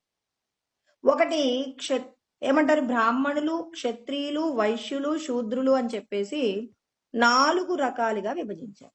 అంటే పరమాత్మ మనం చెయ్యవలసినటువంటి కర్మలను గురించి విభజన చేశారే తప్ప ఇలా సమాజంలో కొంతమంది గౌరవించబడాలని, కొంతమంది బాధింపబడాలని పరమాత్మ ఇలాంటి విభజన చెయ్యలేదు. నువ్వు ఆత్మవి అని తెలియనంత వరకు మాత్రమే నీకు ఇక్కడ కులాలకు సంబంధించినటువంటి ఏదైతే వ్యత్యాసాలు ఉన్నాయో అవన్నీ కొనసాగించబడతాయి. నీ యొక్క స్వధర్మము నువ్వు ఆత్మవే అని తెలిసిన తర్వాత కృష్ణ పరమాత్మ 18వ అధ్యాయంలో చెప్తారండి. ఏమంటారు అని అంటే, ఇక్కడ బ్రాహ్మణుడి యొక్క లక్షణాలు ఏంటి అంటే, నువ్వు ఆత్మవి, ఆత్మానుభూతి పొందడానికి నువ్వు నిజంగా ప్రయత్నం చేస్తే నీకుండవలసిన లక్షణాలు. ప్రత్యేకంగా బ్రాహ్మణులకు మాత్రమే ఈ లక్షణాలు ఉండాలి అంటే, నువ్వు దేహ భావనతో ఉంటే వాళ్లకు వర్తిస్తాయి. నువ్వు ఆత్మవి అనేటటువంటి అనుభూతి పొందడానికి కనుక నువ్వు ప్రయత్నం చేయడం నిజమే అయితే మాత్రం ఇక్కడ నువ్వేం చేయాలి? శమో ధమస్తపశౌచం క్షాంతిరాజ్యవమేవచ జ్ఞానం విజ్ఞానమాస్తిక్యం బ్రాహ్మం కర్మ స్వభావజం.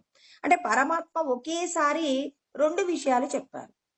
నేను ఆత్మని కాదు ఈ దేహాన్ని అనుకున్నప్పుడు అతడు బ్రాహ్మణుడిగా ఉన్నాడనుకోండి, అతడు పాటించవలసిన నియమాలు ఏంటి? ఇంద్రియ నిగ్రహం ఉండాలి. శమము అంటే మనస్సు నిగ్రహం, దమము అంటే ఇంద్రియ నిగ్రహం ఉండాలి. తపస్సు ఉండాలి. శరీరము మనస్సు వాక్కు ఎప్పుడూ కూడా త్రికరణ శుద్ధిగా భగవంతుడు చెప్పిన ధర్మమే పాటించాలి. శౌచము ఉండాలి. దేహమునందు మనస్సునందు కూడా ఎప్పుడు కూడా శౌచాన్ని పాటించాలి అని చెప్పేసి చెప్పారు. క్షాంతి అంటే ఓర్పు ఉండాలి. ఆర్జవం అంటే రుజుత్వం ఉండాలండి. రుజుత్వం అంటే ఏంటంటే నేను లోపటొకటి బయటొకటి కాకుండా ఎప్పుడూ కూడా అంటే లోపట నేను మనసు యందు ఏ భావన అయితే నా మనసులో ఉంచుకున్నానో ఆ భావనతో కూడే నేను జీవించవలసి ఉంటుంది. కానీ నేను లోపలికి మాత్రం అవతలి వాళ్ళ మీద కోపం కలిగి బయటికి మాత్రం తీయగా మధురమైనటువంటి మాటలు మాట్లాడటం అనేది ఒక బ్రాహ్మణుడికి ఉండకూడదు. అంటే కపట భావము లేకుండా ఎప్పుడూ కూడా ఎలా ఉండాలంటే రుజు మార్గంలోనే ప్రయాణం చెయ్యాలి. భగవంతుణ్ణి తెలుసుకోవాలి అంటే నీ మనసు యందు కల్లా కపటము లేనటువంటి పసిపిల్లవాడి యొక్క మనసు ఏ విధంగా అయితే స్వచ్ఛంగా ఉంటుందో అంత నిర్మలంగా ఉండాలి అంటున్నారు. నువ్వు బ్రాహ్మణుడిగా ఉండాలన్నప్పుడు. నువ్వు ఆత్మానుభూతి పొందాలి అంటే మనందరికీ ఈ గుణాలు వర్తిస్తాయండి. నేను ఆత్మని అని చెప్పుకోగలిగినటువంటి ధైర్యము నీకుంటే నీకు ఉండవలసిన లక్షణాలు ఏంటంటే నీకు ఇంద్రియ నిగ్రహం ఉండాలి, మనసు యొక్క నిగ్రహం ఉండాలి, తర్వాత నీవు త్రికరణ శుద్ధిగా శౌచం ఉండాలి, తర్వాత ఓర్పు ఉండాలి, అహింస నీకుండాలి, తర్వాత తపస్సు చేయగలిగి ఉండాలి. తపస్సు అంటే ఎప్పుడూ పరులకు ఉపకారం చేసే ప్రయత్నంగానే నువ్వు సాధన చేయవలసి ఉంటుంది. మరి ఇవన్నీ కూడా ఏమవుతున్నాయి అంటే నిన్ను నువ్వు తెలుసుకోగలిగినటువంటి గొప్ప స్థితికి నువ్వు ఎదగవలసి ఉంటుంది. అంటే నీ లోపట ఉన్న ఆత్మానుభూతి పొందాలంటే నీకు ఉండవలసిన లక్షణాలు.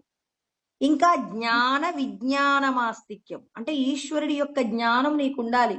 నీ లోపట ఆత్మస్వరూపం ఉందంటే సమస్త ప్రాణుల యందు 84 లక్షల రకాల ఉపాధుల యందు భగవంతుడి యొక్క అస్తిత్వం ఉంది అనే సత్యాన్ని నువ్వు నమ్మాలి.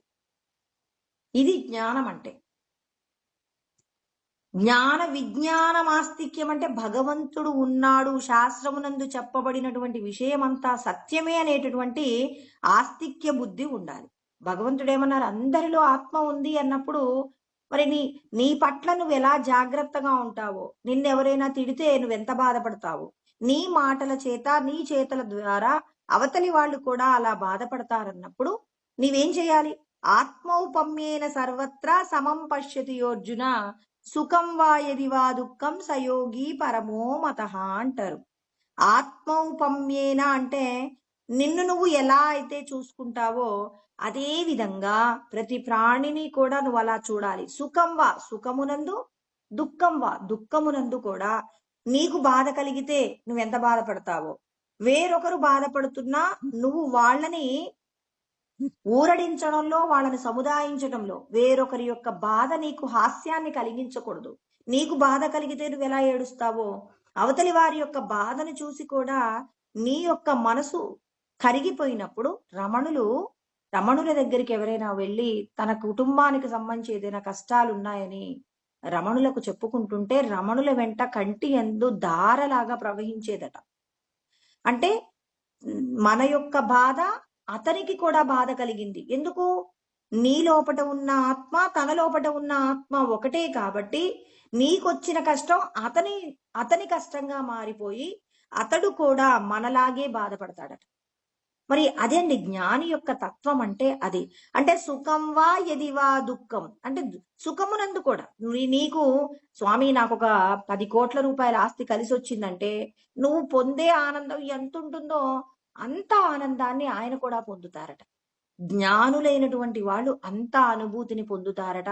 తెలుసుకున్న జ్ఞానాన్ని విజ్ఞానంగా మలుచుకోవడం అంటే మరి ఏదైతే తెలుసుకున్నారో అంతటా ఆత్మ ఉంది అన్నప్పుడు ఆ ఆత్మను విస్తరించడం పట్ల అంటే ఆత్మానుభూతిని పొందడం పట్ల తన యొక్క భావాలను ఏం చేస్తున్నారు, సృష్టి అంతటికీ కూడా విస్తరింప చేయడం ద్వారా తాను ఆత్మానుభూతిని పొందుతాడు. ఇన్ని లక్షణాలు బ్రాహ్మణుడికి ఉన్నాయి. అంటే ఇన్ని లక్షణాలు నీ యొక్క స్వధర్మం ఏంటి, నేను ఆత్మస్వరూపమే అనేటటువంటి భావనను మీరు గనక పొందాలి, అనుభూతి పొందాలంటే ఈ లక్షణాలన్నీ ఉండాలి. ఇది ఒక బ్రాహ్మణుడికి ఉండవలసిన లక్షణాలు.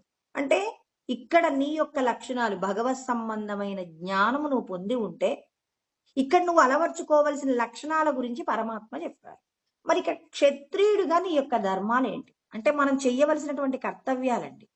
ఏమన్నారు, శౌర్యం తేజో ధృతిర్దాక్షం యుద్ధే చాప్య పలాయనం దానమీశ్వర భావచ్చ క్షాత్రం కర్మ స్వభావజం. అంటే ఈ దేహము నేను కాదు, నేను పలానా క్షత్రియ కుటుంబంలో పుట్టానని దేహ భావన కలిగిన వాళ్ళకి, ఆత్మ భావన కలిగినటువంటి వారికి, అంటే నేను ఆత్మని అన్నప్పుడు బ్రాహ్మణుడి యొక్క చెప్పబడినటువంటి విషయాలు, క్షత్రియుడికి చెప్పబడిన విషయాలు, వైశ్యుడికి చెప్పిన విషయాలు, తర్వాత శూద్రుడికి చెప్పిన విషయాలు అన్నింటినీ కూడా కలబోతగా ఆత్మస్థితిలో ఉన్నటువంటి ఆత్మజ్ఞాని ఆచరించవలసి ఉంటుంది. ఇక్కడ తనకంటూ ప్రత్యేక ధర్మాలు ఏమున్నాయండి? ఇక్కడ దేహ భావనతో ఉన్నవాడు బ్రాహ్మణుడుగా ఉన్నటువంటి వ్యక్తి ఈ విధమైన లక్షణాలు కలిగి ఉంటాడు. ఇక క్షత్రియుడు అనేటటువంటి ఆయన ఇక్కడ చెప్పబడిన లక్షణాలు. పరమాత్మ ఎక్కడ ఎవరి గురించి ఇటువంటి విషయాలు చెప్పలేదు.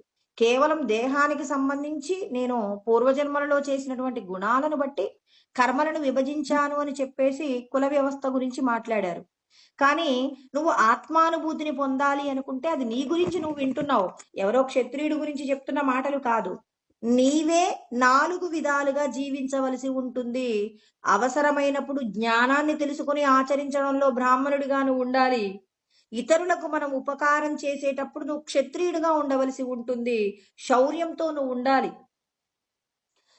శౌర్యం క్షమగుణం ఉండాలి. తేజస్సు నీకు ఉండాలి. తర్వాత ధృతిర్దాక్ష్యం అంటే యుద్ధం చేసేటప్పుడు, దేహ సంబంధమైనటువంటి ఒక పని చేసేటప్పుడు, ఆ పని చేసేటప్పుడు నేను ఈ పని చెయ్యలేమో. కొంతమంది ఏం చేస్తారంటే ఒక పని చేసేటప్పుడు మధ్యలోకి వెళ్ళిపోయాక, అమ్మో నాకు తెలియక నేను వచ్చేసానండి ఇందులోకి, నేను చెయ్యలేనని చెప్పేసి వెనక్కి వెళ్తారు. అలా వెళ్ళకూడదు. మరి పరమాత్మ చెప్తున్నారు యుద్ధే చాప్య పలాయనం అంటే ఒక పనిని ప్రారంభించిన తర్వాత ఇది నేను చెయ్యలేనని చెప్పేసి వెనుతిరగకూడదు.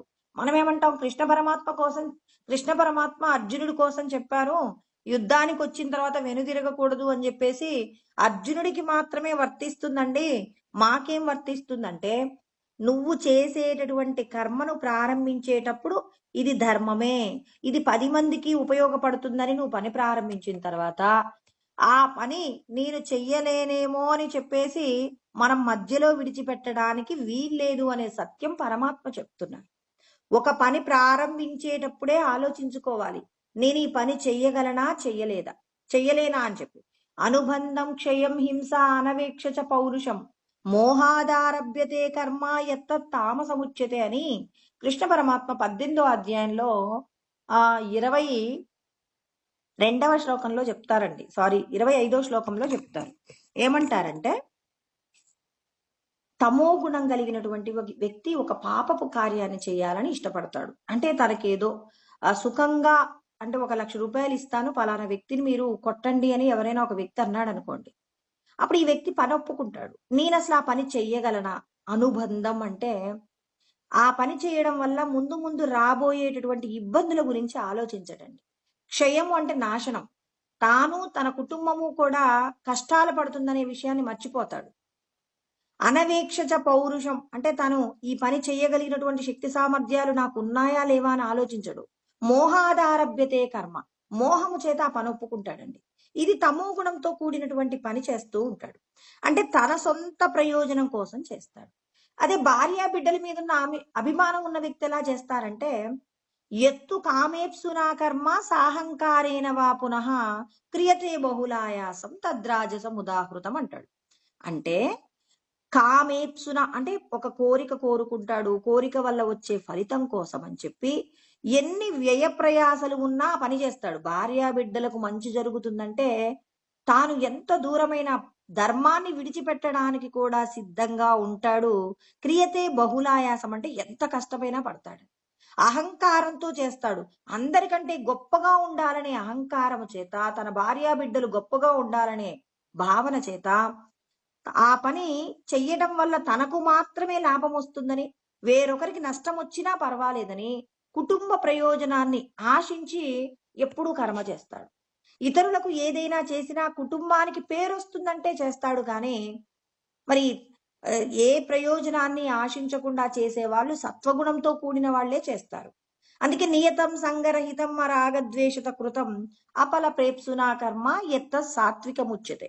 అంటే మనందరం కర్మ ఎలా చేయాలో పరమాత్మ నిర్ణయించిన శ్లోకాలండి 23, 24, 25. నియతం అంటే శాస్త్రం అంగీకరించినటువంటి కర్మ. సంగరహితం చేసే పని పట్ల ఆసక్తి లేకుండా 10 మందికి ప్రయోజనమే తప్ప దాని గురించినటువంటి వేరే ఆలోచనలు ఏమీ ఉండవండి. నియతం సంగరహితం అరాగద్వేషత అంటే రాగం ఏమీ ఉండదు. బంధువులకు చేస్తున్నామా, స్నేహితులకు చేస్తున్నామా కాదు. భగవంతుడు నాకు అప్పచెప్పాడు ఈ పని చెయ్యమని, నేను నా బంధువులకే ఈ పని చేసి పెడతాను, లేకపోతే నా స్నేహితులకే చేస్తానని కాదు. ఈశ్వరుడు తనకు ధర దగ్గర ఉన్నది ఎవరికి ఇవ్వమని కోరుతున్నాడో ఆ సమయంలో వాళ్ళకి అది ఇవ్వటంలో ఏ మాత్రము రాగము లేకుండా ప్రవర్తిస్తూ ఉంటారనమాట. అపల ప్రేప్సునా కర్మ ఫలితాన్ని కోరకుండా ఇతరులకు చెల్లించవలసిందే అని చెప్పేసి కర్మ చేస్తూ ఉంటారనమాట. ఇది సత్వగుణంతో కూడిన కర్మ. అంటే ఒక పనిని చేసేటప్పుడు ఈ కర్మకు సంబంధించిన విషయాల జ్ఞానం మనకు ఉండాలి. అలా ఉన్నప్పుడు యుద్ధే చాప్య పలాయనం అర్జునుడికి చెప్తున్నాడు, నాయనా నువ్వు ఈ దేహం అనే భావన చేత యుద్ధం చేయనంటున్నావు. ఇక్కడ నువ్వు దేహం కాదు, నువ్వు ఆత్మస్వరూపంగా నిలబడు. ధర్మాన్ని భూమి మీద స్థాపించవలసినటువంటి ఆవశ్యకత నీకుంది కాబట్టి నువ్వు యుద్ధం చేసి విజయాన్ని పొందితే వీర స్వర్గాన్ని పొందుతావు, విజయాన్ని పొందితే భూమి మీద రాజ్యాన్ని పొందుతావు, ఒకవేళ నువ్వు మరణించినా వీర స్వర్గాన్ని పొందుతావని చెప్పారనమాట. అంటే మనకి కూడా చెప్తున్నారు, మీరు ఒక ధర్మంతో కూడిన కార్యాన్ని చేయడంలో గనక మీరు శ్రాయశక్తులా కష్టపడి ఓడిపోయినా మీకు మంచి స్థితి స్వర్గానికే మీరు వెళ్తారు, కానీ మీకు దీనివల్ల ప్రమాదం ఏమీ ఉండదు. అంటే పరులకు ఉపకారము చేస్తూ మీ ప్రాణాలు విడిచిపెట్టినా దానివల్ల మీరు పొందేటటువంటి ప్రయోజనం గొప్పగా ఉంటుంది. ఒకవేళ మీరు చేసే పని గెలిచారు అంటే మాత్రం ఇక్కడ ఈ లోకంలో మీరు గొప్పగా కీర్తించబడతారనే విషయం చెప్తారు. అంటే యుద్ధం ప్రారంభించడం అంటే నువ్వు చేసే పనిని ఎంచుకునేటప్పుడు జాగ్రత్త పడండి. అందుకే శాస్త్రంలో ఏం చెప్పారో చూడమంటున్నాడు ఆయన. 3 విషయాలు చెప్పారు. స్వార్థంతో చేస్తారా, బంధువుల కోసము భార్యా బిడ్డల కోసం అని చెప్పి దంభము చేత చేస్తారా, నిస్వార్థంగా 10 మందికి ఉపకారం చెయ్యడమే నా యొక్క కర్తవ్యమని సత్వగుణంతో కూడి కర్మ చేస్తారా, ఆ కర్మ చేసేటప్పుడు మీకు ఎన్ని రకాలైనటువంటి ఇబ్బందులు వచ్చినా నా మీద భారం వేసి మీరు కర్మ చేయగలుగుతారా, భగవంతుడి యొక్క తోడు నాకు ఉంది అని చెప్పి మరి మీరు కర్మ చేస్తే ఖచ్చితంగా మొదట కష్టం వస్తుందేమో కానీ తర్వాత గొప్పదైన ఫలితాన్ని పొందుతారు. మీరు ఆ పని చేయడంలో విఫలమైనా మీకు ఏ విధమైనటువంటి ఇబ్బంది రాకుండా మిమ్మల్ని కాపాడే బాధ్యత నాది అని పరమాత్మ చెప్తున్నారు. స్వధర్మం అంటే ఇదండి. దానం ఈశ్వర భావచ్చ, దానగుణం ఉండాలి. మీ దగ్గర ఉన్నది ఇతరులకు పంచడంలో మీరెప్పుడు కూడా సిద్ధంగా ఉండాలి.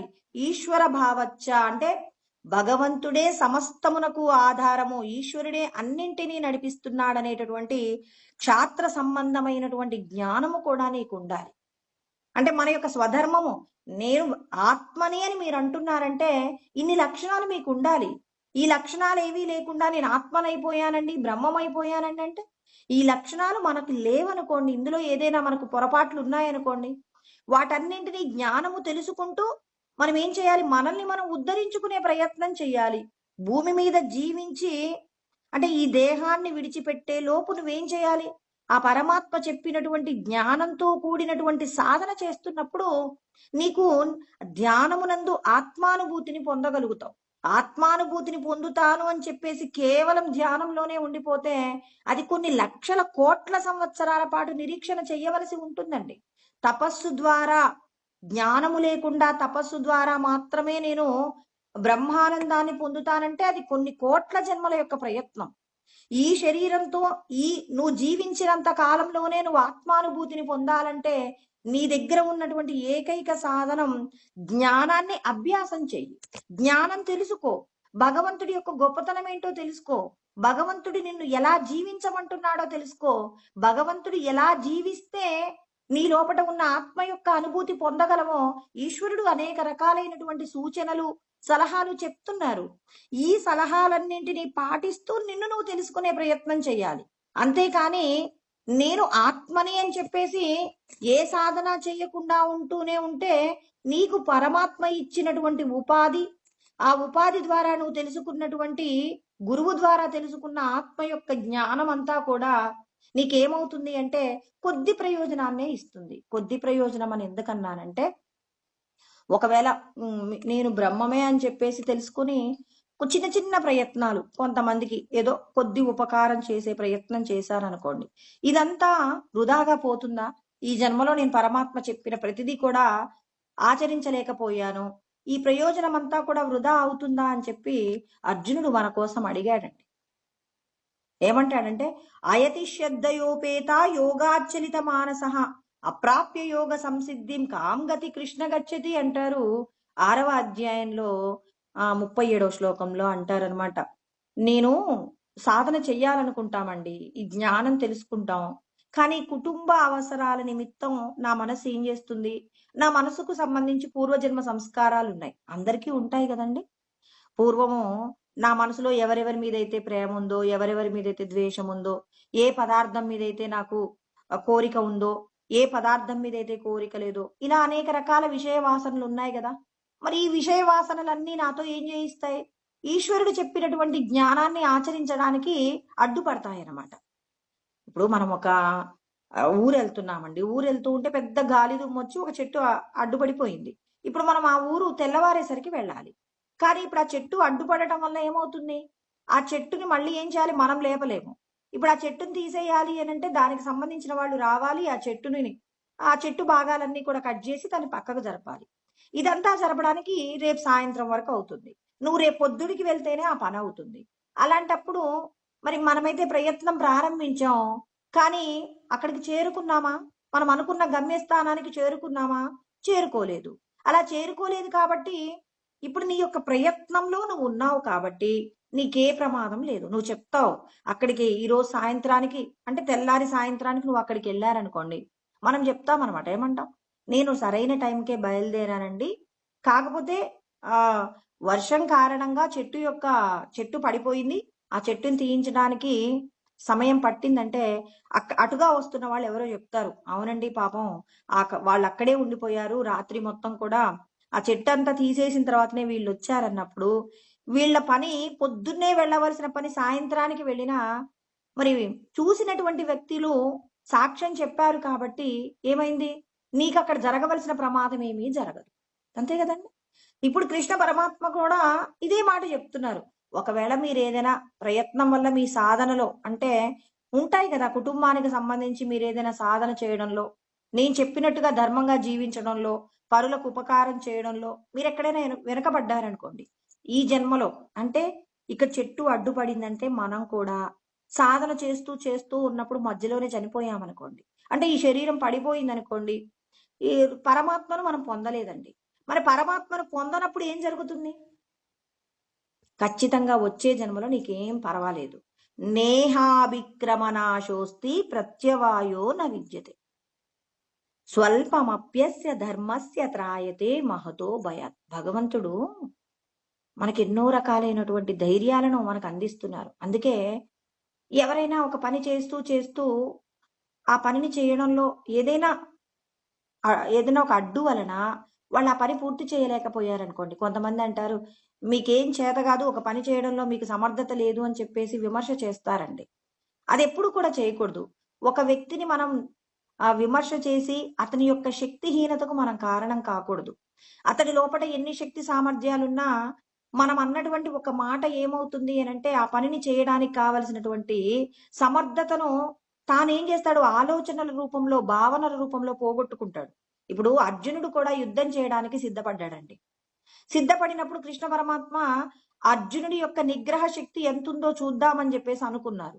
అనుకొని ఏం చేశాడు, భీష్ముడు ద్రోణుడు అంటే ఎవరికి ఆయన చెయ్యెత్తి మొక్కుతాడో, ఎవరిని చూస్తే పరమ సంతోషాన్ని పొందుతాడో అలాంటి వాళ్లను చంపవలసిన అవసరం ఉంటుందనే సత్యాన్ని కృష్ణ పరమాత్మ తెలియజేసేందుకు మరి భీష్ముడు ద్రోణుడు ఎదురుగా ఉన్నటువంటి సమక్షంలో అర్జునుడి యొక్క రథాన్ని నిలబెట్టాడండి కృష్ణ పరమాత్మ. అలా నిలబెట్టగానే అర్జునుడు ఏమన్నాడు, అయ్యో మా వాళ్ళందరినీ చంపాలా, నేను చంపలేనండి అంటాడు. ఏవముక్త్వార్జున సంఖ్యే రథోపస్థ ఉపావిశత్ విసృజ్య సశరం చాపం శోక సంవిఘ్న మానస అని చెప్పి మరి తాను శోకంలో మునిగిపోయి ఏమయ్యాడు, నా వల్ల కావట్లేదండి అంటాడు. సీదంతి మమ గాత్రాని ముఖంచ పరిశుష్యతి వేపతుచ్చ శరీరేమే రోమహర్షచ్చ జాయతే. అంటే అర్జునుడి యొక్క శక్తి మొత్తము కూడా తరిగిపోయింది అంటున్నారు. అతడు నిజానికి శక్తి లేనటువంటి వాడా? కాదు, 3 లోకాలను జయించినటువంటి వ్యక్తి, గొప్ప విలుకాడండి. మరి తన వాళ్లను చంపవలసి వస్తుంది అని తెలిసిన వెంటనే తన శరీరంలో ఉన్నటువంటి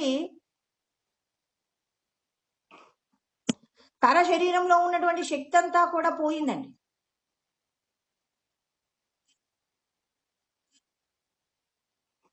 తన శరీరంలో ఉన్నటువంటి శక్తి అంతా పోయిందండి. అంటే తన శరీరంలో ఉన్న శక్తి ఎక్కడికి పోయిందండి అంటే మనస్సు యొక్క బలహీనత. అంటే మనస్సును గనక మనం ఎవరినైనా, చాలా మంది చూడండి తెలివైన వాళ్ళు ఏం చేస్తారంటే వాళ్ళని ఏమి అనరు, ఒక 2 మాటలంటే చాలు వాళ్ళలో ఏమవుతుంది, అసక్తత ఏర్పడుతుంది. ఎలా ఏర్పడుతుంది? ఇక్కడ కృష్ణ పరమాత్మ కూడా చేయగలిగాడు. కృష్ణ పరమాత్మ ఏం చేశాడు, అర్జునుడి యొక్క బలహీనతకు బలం చేకూరేలాగా జ్ఞానాన్ని బోధించాడు. శల్యుడు కూడా రథసారథ్యం చేశాడండి. కృష్ణ పరమాత్మ చెయ్యగలిగినంత గొప్ప సారథ్యం ఎవరు చేస్తారంటే ఆనాటి కాలంలో శల్యుడు కూడా చేసేవాళ్ళు. నకుల సహదేవులకు మేనమామ అవుతాడు శల్యుడు. మరి ఈ శల్యుడిని మాయ ద్వారా, అంటే శల్యుడికి ఏంటంటే మర్యాదలు చేసేవాళ్ళంటే చాలా ఇష్టం. మరి అల్లుళ్ళకి రాజ్యం పోయింది, కౌరవులతో యుద్ధం చేయవలసి వస్తుంది అని చెప్పేసి మరి పాండుపుత్రులకు సహాయం చేద్దామని చెప్పేసి శల్యుడు వస్తూ ఉంటాడనమాట. దుర్యోధనుడు ఏం చేశాడు, మార్గ మధ్యంలో శల్యుడికి కృష్ణ పరమాత్మతో సమానంగా సారథ్యం చేయగలిగిన శక్తి సామర్థ్యాలు ఉన్నాయని దుర్యోధనుడికి తెలుసు కాబట్టి, శల్యుడి యొక్క బలహీనతలు కూడా తెలిసిన వ్యక్తి కాబట్టి దుర్యోధనుడు ఏం చేశారంటే శల్యుడు తన యొక్క సైన్యాన్ని వెంటబెట్టుకుని వస్తున్నప్పుడు వాళ్లకు అనేక రకములైనటువంటి గుడారాలను ఏర్పాటు చేసి విడిదిగా ఎన్నో రకాలైనటువంటి ఉపచారాలన్నీ చేయించాడండి. ఇన్ని ఉపచారాలు చేయిస్తే మా ధర్మరాజే ఇన్ని రకాలైనటువంటి ఏర్పాట్లు చేశారనుకొని పరమ సంతోషాన్ని పొంది, మాకు ఇన్ని రకాల ఏర్పాట్లు చేసిన వాళ్ళు ఎవరో మా ముందు ప్రవేశపెట్టండి అని శల్యుడు అంటారు. అలా అన్నప్పుడు దుర్యోధనుడు వస్తాడు. వచ్చి నువ్వు పాండవులకే కాదు మేనమామవి, మాకు కూడా మేనమామవే, నువ్వు మాకు కూడా సహాయం చేయవలసి ఉంటుందంటే అక్కడ ఉన్నటువంటి ఆ సౌకర్యాలకు పొంగిపోయినటువంటి శల్యుడు, నేను మీకు ఏం చేస్తాను, ఉపకారాలు చేస్తాను, మీకేం కావాలో చెప్పండి నేను చేస్తానని. అంటే ఎన్నో ధర్మ సూక్ష్మాలు ఉన్నాయండి. ఎవరైనా మనకు కొన్ని ఉపచారాలు చేసేస్తే వాళ్ళు ధర్మమైనటువంటి వాళ్ళ అధర్మమైనటువంటి వాళ్ళ అనే విచక్షణ లేకుండా అధర్మ పరులకు గనక మనం సహాయం చేస్తామంటే శల్యుడి యొక్క జీవితం లాగే మిగిలిపోతుంది. ఇప్పుడు శల్యుడు ఏమన్నాడు, నేను సహాయం చేస్తాను, మీకు ఏది కావాలో అది ఇస్తానంట. మళ్ళీ ఎక్కడికి వెళ్తాడు అని అంటే పాండవులు ఉన్నటువంటి ప్రదేశానికి కూడా వెళ్తారనమాట. వెళ్ళిన తర్వాత మరి ధర్మరాజు కూడా తెలివైనటువంటి వ్యక్తి, తన సోదరులతో తన భార్యతో కలిసి ఈయనకు కూడా మంచి సత్కారాలు చేస్తారనమాట. అలా సత్కారాలు చేస్తే అప్పుడు నేను మీకు యుద్ధంలో ఏ సహాయం చేయలేనంటే ధర్మరాజు అడుగుతాడు, మీ గెలవడానికి మీరు కొంచెం సహాయం చేయాలి, మీ మేనల్లుళ్ళు విజయం సాధించడానికి మీరు ఎంతో కొంత ఉపకారం చేస్తారు అనేటటువంటి నమ్మకంతో మేము ఉన్నాము అంటే తప్పకుండా చేసేస్తానంటాడు. అక్కడ వాళ్ళకేమన్నాడు, మీ తరపున యుద్ధం చేస్తానన్నాడు. ఇక్కడికి వచ్చాక ఏమంటున్నాడు, మీకు కూడా నేను సహాయం చేస్తానన్నాడు. నేను యుద్ధం అక్కడ చేసినా మిమ్మల్ని గెలిచేలాగా, మీరు విజయం పొందేలాగా నా ప్రయత్నం నేను చేస్తానని ఇద్దరికి హామీ ఇచ్చారండి. 2 పడవల మీద కాళ్ళు వేసిన వాళ్ళు ఎప్పుడూ సుఖపడరండి. ప్రయాణం ఎప్పటికైనా సాగుతుందా? శల్యుడు ఏం చేశాడు? ఒప్పుకున్నాడు. ఇలా ఒప్పుకున్న తదనంతరం ఏం జరిగింది? అలా ఒప్పుకోగానే అక్కడ యుద్ధంలో కర్ణుడిని ఏం చేశాడండి? కర్ణుడికి నేను సారథ్యం చేయడం ఏంటి, సూతపుత్రుడు అని చెప్పేసి శల్యుడి యొక్క శక్తి అంతా తరిగిపోయేలాగా ఆయన ఏం చేస్తాడంటే చాలా రకాలుగా అనకూడనటువంటి మాటల చేత కర్ణుడి యొక్క శక్తి అంతా తగ్గిపోయేలాగా, కర్ణుడి యొక్క కాన్సన్ట్రేషన్ ఏకాగ్రత కుదరకుండా అతన్ని ఏం చేస్తాడు? నింద చేస్తూ ఉంటాడు. కృష్ణ పరమాత్మ ఏం చేశారు? కృష్ణ పరమాత్మ కూడా సారథ్యం చేశారు. కృష్ణ పరమాత్మ చేసినటువంటి సారథ్యంలోనేమో అర్జునుడి యొక్క బలహీనతను యుద్ధానికి ప్రారంభమే, అంటే యుద్ధం జరగడానికి మునిపే అతని యొక్క బలహీనతను పోగొట్టాడు. శల్యుడు మాత్రం యుద్ధం జరుగుతున్నటువంటి సందర్భంలో కర్ణుణ్ణి నిందించకూడనటువంటి విధాలుగా నింద చేసి తన యొక్క శక్తినంతా కూడా మరి అతడు ఉపయోగించుకోలేనటువంటి స్థితిలో అతన్ని నింద చేస్తాడు. అంటే ఇక్కడ మనం అర్థం చేసుకోవాల్సింది ఏంటి? ఎవరినైనా నింద చెయ్యటం అనేది చేయకూడదండి. ఎందుకు? యుద్ధం మనం ఒక పనిని చేసేటప్పుడు ఆ పనిలో వాళ్ళందరినీ వీలైతే మీరు పొగడాలి తప్ప, ఒక పని నీకు చెయ్యటం చేత కాదు అని చెప్పేసి అవతలి వ్యక్తిని చేసేటటువంటి నింద ఏమవుతుంది అంటే అతడు చెయ్యవలసినటువంటి కార్యము సక్రమంగా నిర్వహించలేరు. అందుకే ఎవరు కూడా మనస్సు చేత, అంటే అవతలి వారి యొక్క మనస్సును మనం గాయపడేలాగా మాట్లాడకూడదు. అందుకే పరమాత్మ ప్రతి ఒక్కరికి ఎన్నో విషయాలండి మనం జీవించడానికి, అంటే మనం పరమాత్మను చేరుకోవడానికి భగవంతుడు ఎన్ని రకాలైనటువంటి నియమాలు చెప్పారో చూడండి. ఈ నియమాలన్నింటినీ పాటించినప్పుడు కదా మనం పరమాత్మను చేరుకోగలుగుతాము. ఆయన ఏమంటున్నారు? దానమీశ్వర భావచ్చ, ఈశ్వరుడే సమస్తం నడిపిస్తున్నారన్నప్పుడు నేను చేస్తున్నాననేటటువంటి కర్తృత్వం కాకుండా భగవంతుడే నా చేత ఈ కర్మ చేయిస్తున్నారనేటటువంటి ఆ భావన కలిగేలాగా మనస్సుకు మనం ఏం చేయాలి? శిక్షణ ఇవ్వవలసి ఉంటుంది. నీవు చేస్తున్నావని పిల్లలకు మనం ప్రేరణ ఇచ్చామనుకోండి, ఆ పిల్లలు ఏదైనా ఒక పని చేయలేకపోయినప్పుడు ఇక నా సమర్థత ఇంతే అని చెప్పేసి వాళ్ళు ఏమవుతారు? వాళ్ళు నిరాశ్రయులు అయిపోతారండి. కాదు, నీ యొక్క శక్తి పరమాత్మ నీకు ఇచ్చేటటువంటి శక్తియే. ఇంద్రియానాం మనశ్చాస్మి, మరి ఇంద్రియములన్నింటిలో మనస్సుగా పరమాత్మయే ఉన్నారు కాబట్టి పరమాత్మయే నీకు ఈ శక్తిని ఇస్తారు. నీకు శక్తి తగ్గుతుందనుకున్నప్పుడు భగవంతుడిని స్తుతి చెయ్యి, భగవంతుడు నీకు శక్తిని ఇస్తున్నారని మనం మన పిల్లలకి చెప్పడం కానివ్వండి, మన మనసుకు కానీ చెప్పుకున్నామనుకోండి, ఏమవుతుంది? ఎప్పటికప్పుడు మన శక్తి రెన్యువల్ అవుతుందండి. అలా అంటే భగవంతుడు చెప్పేటటువంటి జ్ఞానం ఏంటి? ఈశ్వర తత్వాన్ని ఎప్పటికప్పుడు అనుభూతి పొందుతున్నప్పుడు మన లోపల ఉన్నటువంటి శక్తి ఉత్పన్నమవుతుంది. మీరు తీసుకున్న ఆహారం చేత మనసుకు శక్తి ఉత్పన్నం కాదండి. మీరు భగవత్ సంబంధమైనటువంటి ప్రార్థన ఏదైతే ఉందో ఆ ప్రార్థన ఏమవుతుంది? మీ మనసు ఎప్పటికప్పుడు మీ దుఃఖాన్నంతా పోగొట్టుకోవడానికి కావలసినటువంటి శక్తినంతా అందిస్తుంది. మన మనసు ఎప్పుడు కూడా ఈ పూర్వజన్మకు సంబంధించిన సంస్కారాలు ఉన్నాయి, ఈ జన్మ ప్రయత్నం చేత మనం సాధించలేని కొన్ని బలహీనతలు ఉంటాయి. వీటన్నింటినీ అధిగమించాలంటే మనసుకి ఎప్పటికప్పుడు ఏం చేయాలి? దుఃఖం పోగొట్టుకునేలాగా ఈశ్వరుడి యొక్క శక్తిని మనం గుర్తు చేస్తూ ఉండాలి. నువ్వు ఈ దేహం కాదు, దేహ సంబంధమైనటువంటి విషయాలకు నువ్వు ఎప్పుడూ కలత చెందకు. నీ లోపల ఉన్నటువంటి ఆ శక్తియే నీ యొక్క బలం. కానీ బయట ఉన్నటువంటి ఏ విధమైనటువంటి సంపదలు ఉన్నవాళ్ళు మనకు బంధువులు కావడమో, లేకపోతే ఇంకెవరో కీర్తి ప్రతిష్టలు ఉన్న వాళ్ళు మనకి స్నేహితులు కావడమో, వాళ్ళ వల్ల నువ్వు వృద్ధిని పొందలేవు. నీ లోపల ఉన్న ఆత్మశక్తియే నీకు బలం. కానీ బయట ఉన్న ఏ శక్తి కూడా నీకు కావలసినటువంటి శక్తిని అందించలేదని ఎప్పటికప్పుడు మన మనసుకు మనం ఏం చేయాలి?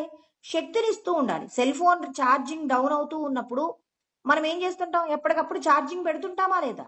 అదే విధంగా నీ మనసు దుఃఖముతో ఉండటానికి ఎప్పుడు పూర్వజన్మకు సంబంధించిన సంస్కారాలు, ఈ జన్మలో మనకు లేనటువంటి విషయాలు, సంపదలు లేవనుకోండి మనసు బాధపడుతుంది, బంధువులు లేరనుకోండి మనసు బాధపడుతుంది, కీర్తి ప్రతిష్టలు లేవనుకోండి మనసు బాధపడుతుంది. అన్నింటికంటే ఆత్మ యొక్క శక్తియే గొప్పది.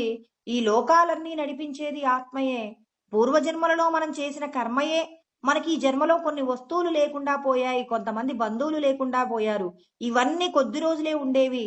శాశ్వతమైనది ఆత్మయే అనేటటువంటి జ్ఞానం గనక మన మనసుకు ఎప్పుడు అందిస్తున్నాం అనుకోండి, ఆ శక్తి ఏమవుతుంది? ఖచ్చితంగా మనం పరమాత్మను చేరుకోవడానికి అడ్డుగా ఉన్నటువంటి ఈ దేహ సంబంధమైనటువంటి అహంభావం ఏదైతే ఉందో, ఈ అహంభావం అంతా తొలగిపోతుంది. అందుకే దానం ఈశ్వర భావచ్చ. ఈశ్వర భావాన్ని ఎవరు కూడా విడిచిపెట్టకూడదు. ఈశ్వరుడు అంటే మనం ఒక కర్మ చేసేటప్పుడు నీకు గుర్తుండవలసిన విషయాలేంటి? ఇవి క్షత్రియుడి కోసం చెప్పారని ఎవరు అనుకోవద్దండి. మనందరి కోసం పరమాత్మ చెప్పినటువంటి సత్యం. మనిషిగా పుట్టిన ప్రతి ఒక్కరూ కూడా తాను ఆత్మానుభూతిని పొందడానికి కావలసినటువంటి అర్హతను పొంది ఉన్నారు కాబట్టి, ఆ అర్హతను మనం అనుభూతిగా పొందాలి అంటే నీకే గుణం ఉండాలి? శౌర్యం ఉండాలి, పరాక్రమం ఉండాలి, నీకు తేజస్సు ఉండాలి. ఈశ్వరుడి యొక్క శక్తియే నేను భూతానామస్మి చేతన, సమస్త ప్రాణులలో ఉన్నటువంటి తెలివి నేనే అన్నారు. అంటే మనందరి యొక్క తెలివి పరమాత్మే అయినప్పుడు, మరి ఆ పరమాత్మ యొక్క శక్తి మనందరిలో ఉంది అన్నప్పుడు, ఇప్పుడు నువ్వు మనందరం ఎవరి దగ్గర నుంచి శక్తిని తీసుకునే ప్రయత్నం చేయాలి? ఈశ్వరుడి నుంచి శక్తిని తీసుకుంటూ ఈశ్వరుడు చెప్పిన కార్యం చేయడంలో సిద్ధంగా ఉండాలి. ఆ సంసిద్ధత మనకు ఉండాలి అంటే నీకు జ్ఞానం ఉండాలి. శౌర్యం తేజో ధృతిర్దాక్ష్యం అంటే ధృతి అంటే ధైర్యం ఉండాలి. నేను ఈ పని చేయగలను. పరులకు ఉపకారం జరిగేటటువంటి కార్యాన్ని చేయడంలో నీకు ధైర్యం ఉండాలి. ధైర్యం లేదనుకోండి, ఇప్పుడు మీ బంధువులు తప్పు చేశారు, ఎవరో పరాయి వ్యక్తి ధర్మంగా ఉన్నాడు. ఇప్పుడు తప్పు చేసిన వ్యక్తిని మీరు తప్పు చేశారు అనాలంటే మీకు ఏముండాలి? ధైర్యం ఉండాలి. ధైర్యం లేకపోతే, అమ్మో నా బంధువులని నేను తప్పు చేశారని చెప్తే రేపటి నుంచి వాళ్ళ కార్యక్రమాలకు నన్ను రాణిస్తారా? అంటే నీకు భగవంతుడే కావాలి అనుకుంటే ఇక్కడ ఎవరు తప్పు చేశారు? బంధువు తప్పు చేశాడా, పరాయి వాడు తప్పు చేశాడా? బంధువు తప్పు చేసినా ఎదిరించగలిగిన శక్తి నీకు ఎప్పుడు కలుగుతుంది? లోపట నుంచి నీ యొక్క ఆత్మానుభూతిని పొందుతూ ఆత్మశక్తిని తీసుకుంటూ నువ్వు జీవిస్తున్నప్పుడు అప్పుడు నీకు ధైర్యం కలుగుతుందండి. ఆ ధైర్యం లేకపోతే మనం భగవంతుడు చెప్పినటువంటి ధర్మ కార్యాన్ని నిర్వర్తించగలుగుతామా? అందుకే ధైర్యం ఉండాలి. ఇంకా ఏమంటున్నారు? నీకు కర్మను చేసేటప్పుడు యుద్ధే చాప్య పలాయనం అంటే నువ్వు కర్మ చేసేటప్పుడు వెనుదిరగడానికి వీల్లేదు. ఒక క్షత్రియుడు లాగా నువ్వు పోరాటం చేయవలసి ఉంటుంది. దాన గుణంలో నీకున్న దాన్ని 10 మందికి పంచడంలో ఎప్పుడు కూడా నీకు దాతృత్వం ఉండాలి. నీ దగ్గర ఏదుంది? అవతలి వాళ్ళు బాధపడుతున్నారు, నీ నోటి చేత మంచి మాటలను మాట్లాడి అప్పటికప్పుడు వాళ్ళకు ఉన్నటువంటి అశాంతిని 2 మంచి మాటల ద్వారా పోగొట్టగలగాలి. వాళ్ళ మనసులో ఏదైనా అసూయ ఉంది అనేటటువంటి దాని ఉన్నప్పుడు వాళ్ళకు భగవంతుడు చెప్పినటువంటి 4 మంచి మాటలు చెప్తే మనస్సులో ఏ విధమైన కల్మషాలున్నా వాటిని పోగొట్టడానికి, అందుకే కదండి సైకియాట్రిస్టులేండి, వాళ్ళకున్న సమస్య ఏంటో తెలుసుకుంటారు. ఆ సమస్యను పరిష్కరించడం కోసం అని చెప్పి అతనికి ఉన్న సమస్యకు తగిన పరిష్కారం చెప్తారు. అలా పరిష్కారం చెప్పినప్పుడు ఏం చేస్తారు వాళ్ళు? ఖచ్చితంగా ఇదిగోండి మీరు ఈ సమస్యతో బాధపడుతున్నారు, ఈ సమస్యకు ఇలా చెయ్యొచ్చు అని చెప్పారనుకోండి, అంటే పరిష్కారం లేదనుకొని బాధపడుతున్న వారికి పరిష్కారాన్ని సూచన చేసినప్పుడు వాళ్ళు ఏమవుతారు? తమకున్నటువంటి శక్తిని మళ్ళీ బయటికి తీస్తారన్నమాట. అంటే ఇక్కడ మీరు ఏదైతే అంటే శరీరము, మనస్సు, తర్వాత వాక్కు, మీకున్నటువంటి సంపద ఏదైతే ఉందో వీటన్నింటినీ కూడా భగవంతుడు చెప్పినటువంటి మేరకు మనం ఖర్చు చేయవలసి ఉంటుంది. కేవలం డబ్బు అని అనుకోకూడదు. దానము అనంటే అన్ని దానాలలోకెల్లా జ్ఞానదానం గొప్పదంటారు కదండి. శ్రేయాన్ ద్రవ్యమయాది యజ్ఞ జ్ఞాన యజ్ఞ పరంతప. నీకు ఎంత డబ్బుంది అనే దానికంటే, నువ్వు డబ్బుతో చేసేటటువంటి దానము కంటే జ్ఞానము తెలుసుకొని ఆ డబ్బును సద్వినియోగపరిచేటటువంటి తీరు గొప్పది అని చెప్పాడు కృష్ణ పరమాత్మ. 4వ అధ్యాయం 33వ శ్లోకంలో చెప్తారండి. డబ్బు ఉంది కదా అని చెప్పేసి మరి రావణాసురుడు కూడా తన దగ్గర ఉన్నటువంటి ఐశ్వర్యాన్ని అనుభవించవచ్చు అని చెప్పి జ్ఞానాన్ని అతనికి ఉన్న శక్తితో తోడు చేయలేదు కాబట్టి తాను ఎన్నో సంవత్సరాల పాటు జీవించవలసిన వ్యక్తి తొందరగా చనిపోయాడు పాపపు కార్యాలు చేసి. శ్రీరాముడు ఏం చేశాడు? తనకున్నటువంటి శక్తిని భగవంతుడి యొక్క యుక్తి చేత, అంటే భగవంతుడి జ్ఞానాన్ని తెలుసుకొని యుక్తి చేత రావణాసురుడిని గెలిచాడు. రావణాసురుడిని గెలవడము అంటే రాముడికి అంత సాధ్యమయ్యే పని కాదు. కానీ ఇక్కడ భగవంతుడి యొక్క యుక్తి ఏదైతే ఉందో, భగవంతుడి శక్తిని యుక్తిగా మార్చుకున్నాడు. తనకున్నటువంటి తెలివితేటలు ఈశ్వర స్వరూపమే అనుకున్నాడు కాబట్టి రాముడు రావణాసురుడిని గెలిచాడు. అంటే మనకి కూడా భగవంతుడి యొక్క జ్ఞానం ఉన్నప్పుడే ఈ సమాజంలో నీవు ఎవరైతే త్రిగుణాల మాయ చేత పాపపు కర్మలు చేస్తారో, ఇప్పుడు మనం ఏమీ మాట్లాడకపోయినా నింద చేస్తారు. మరి నింద చేసే వారి నుండి కూడా తప్పించుకోవాలి అంటే నీకు భగవంతుడి జ్ఞానం ఉండాలి. నువ్వు ఒక మంచిని చేస్తూ ఉంటే ఆ మంచిని చెడుగా మార్చి నీపైనే రివర్స్ గా మార్చగలిగినటువంటి తెలివితేటలు ఉన్నటువంటి వ్యక్తులు కూడా ఈ సమాజంలో ఉంటారు.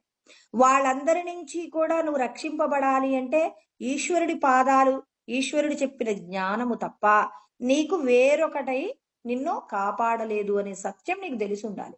ఎన్ని ఉన్నా భగవంతుడొక్కడుంటే, అందుకే కదండి అర్జునుడు ఏమన్నాడు, నా కృష్ణ పరమాత్మ ఆ తర్వాత కృష్ణ పరమాత్మ దగ్గరికి ఎవరెవరు వచ్చారు, దుర్యోధనుడు, అర్జునుడు యుద్ధంలో సహాయం చేయమని వస్తే ముందుగా అర్జునుడికి అవకాశం ఇస్తారు.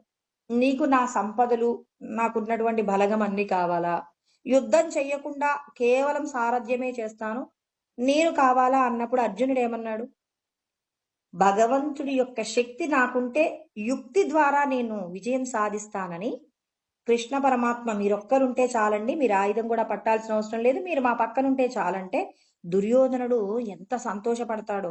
అర్జునుడు ఎక్కడ కృష్ణ పరమాత్మ ఉన్నటువంటి సైన్యము ఆయుధాలు అడుగుతాడో, మరి కృష్ణ పరమాత్మ యుద్ధం కూడా చేయనన్నాడు, ఆయన్ని తెచ్చుకొని నేనేం చేసుకోను అని చాలా బెంగపడతాడండి.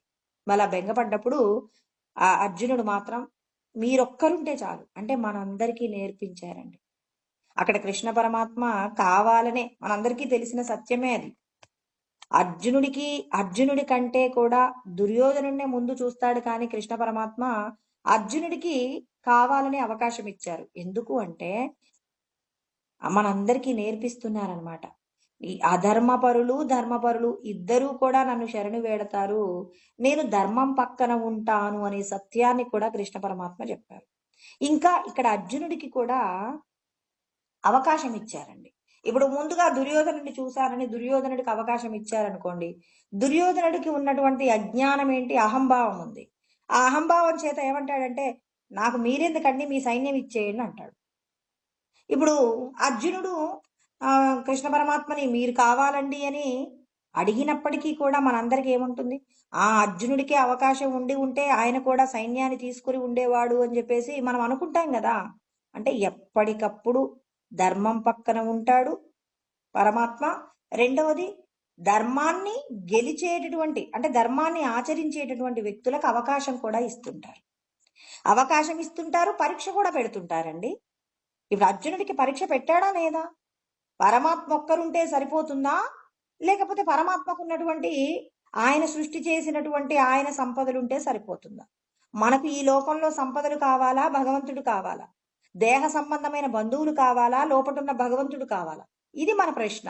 అర్జునుడు అంటే ఎవరు, ఆర్జన, భగవంతుడి జ్ఞానాన్ని కోరుకునే వాళ్ళందరికీ భగవంతుడు పెట్టే పరీక్ష. ఈ పరీక్షలో మరి దుర్యోధనుడితో పాటు ఉన్న వాళ్ళందరూ ఓడిపోయారు, అర్జునుడి పక్కనున్న వాళ్ళు గెలిచారు. నేను ఆత్మస్వరూపమే ఆత్మానుభూతిని పొందాలనుకుంటున్నాను అనేటటువంటి భావన మనకున్నప్పుడు దేహ సంబంధమైన విషయాలన్నీ కూడా భగవంతుడి కంటే అధమ స్థాయిలో ఉన్నప్పుడు భగవంతుడి యొక్క అనుభూతిని పొందగలవు. అందుకే ప్రతి విషయంలోనండి కేవలం ఏదో కృష్ణ పరమాత్మ కావాలనే అర్జునుడిని చూశానంటాడు. అర్జునుడిని కాకుండా కృష్ణ పరమాత్మ మొదట దుర్యోధనుడినే చూశాడు. అయినప్పటికీ కూడా కృష్ణ పరమాత్మ అర్జునుడికి అవకాశం ఇచ్చారంటే అక్కడ ఎన్ని లాజిక్లు ఉన్నాయండి. పరమాత్మ ధర్మపక్షంలో ఉంటారనే సత్యం తెలిసింది. అర్జునుని యొక్క పరీక్ష, నీకు నేను కావాలా, నా సంపదలు కావాలా, మన అందరికీ కూడా అంతే. నీకు లోపటున్న ఆత్మ కావాలా, దేహబంధాలు కావాలా, ఈ విషయం మనందరికీ వర్తిస్తుంది కదండి. అర్జునుడికి పెట్టాడా పరీక్ష, మనకి పెడుతున్నాడా? మీరు దుర్యోధనుడి పక్షాన నిలబడతారా, లేకపోతే అర్జునుడి పక్షాన నిలబడతారా? అర్జునుడి పక్షాన నిలబడ్డారంటే మీ లోపటున్న ఆత్మశక్తి కోసం ప్రయత్నం చేయండి. ఆత్మశక్తి కోసం ప్రయత్నం చేస్తున్నారంటే ఇక్కడ అర్జునుడు ఏం చేశారు, తన వాళ్ళని చంపాలి అన్నప్పుడు నేను చంపేస్తానండి అంటాడు, అజ్ఞానంతో ఉన్నప్పుడు నేను చంపనన్నాడు. మనం కూడా ఆత్మజ్ఞానాన్ని తెలుసుకుంటున్నాం అనుకోండి, నిజంగా నీవు ఆత్మగా నిలబడాలంటే దేహ సంబంధమైన విషయాలలో అధర్మంగా ప్రవర్తించే వారికి నువ్వు దూరంగా ఉండే ప్రయత్నం చేయాలి. అతడు బంధువైనా స్నేహితుడైనా ఇంకెవడైనా పర్వాలేదు. దుష్టుడికి దూరంగా ఉండమని భగవంతుడు చెప్పాడా? ఖచ్చితంగా చెప్పాడు కదండి.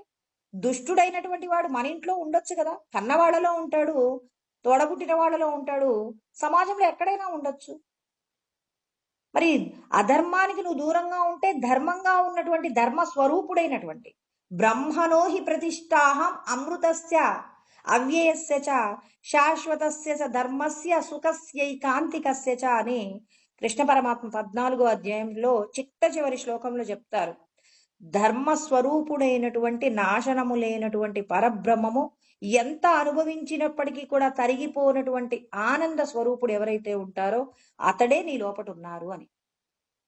ఆయనే ఆశ్రయాన్ని పొంది ఉన్నారు, నీ దేహం లోపల ఆయనే ఉన్నారు. ఆయన కావాలి అనుకుంటే దేహ బంధాలలో దుర్మార్గులుగా ఉన్న వారికి దూరంగా ఉండమన్నాడు. అందరికీ దూరంగా ఉండమన్నాడు ఆయన.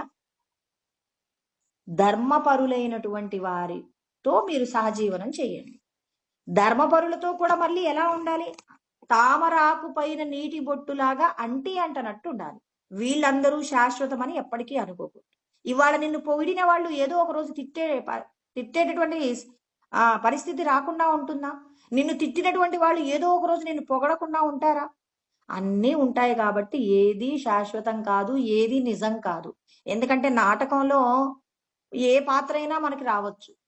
చిన్నప్పుడు పసిపిల్లవాడిగా ఉన్నప్పుడు ఆ పాత్ర వచ్చింది, పెరుగుతున్నప్పుడు బాల్యము, తర్వాత కౌమారం, తర్వాత యవనం, తర్వాత వృద్ధాప్యము, తర్వాత దేహత్యాగం, ఇవన్నీ వచ్చాయి కదా.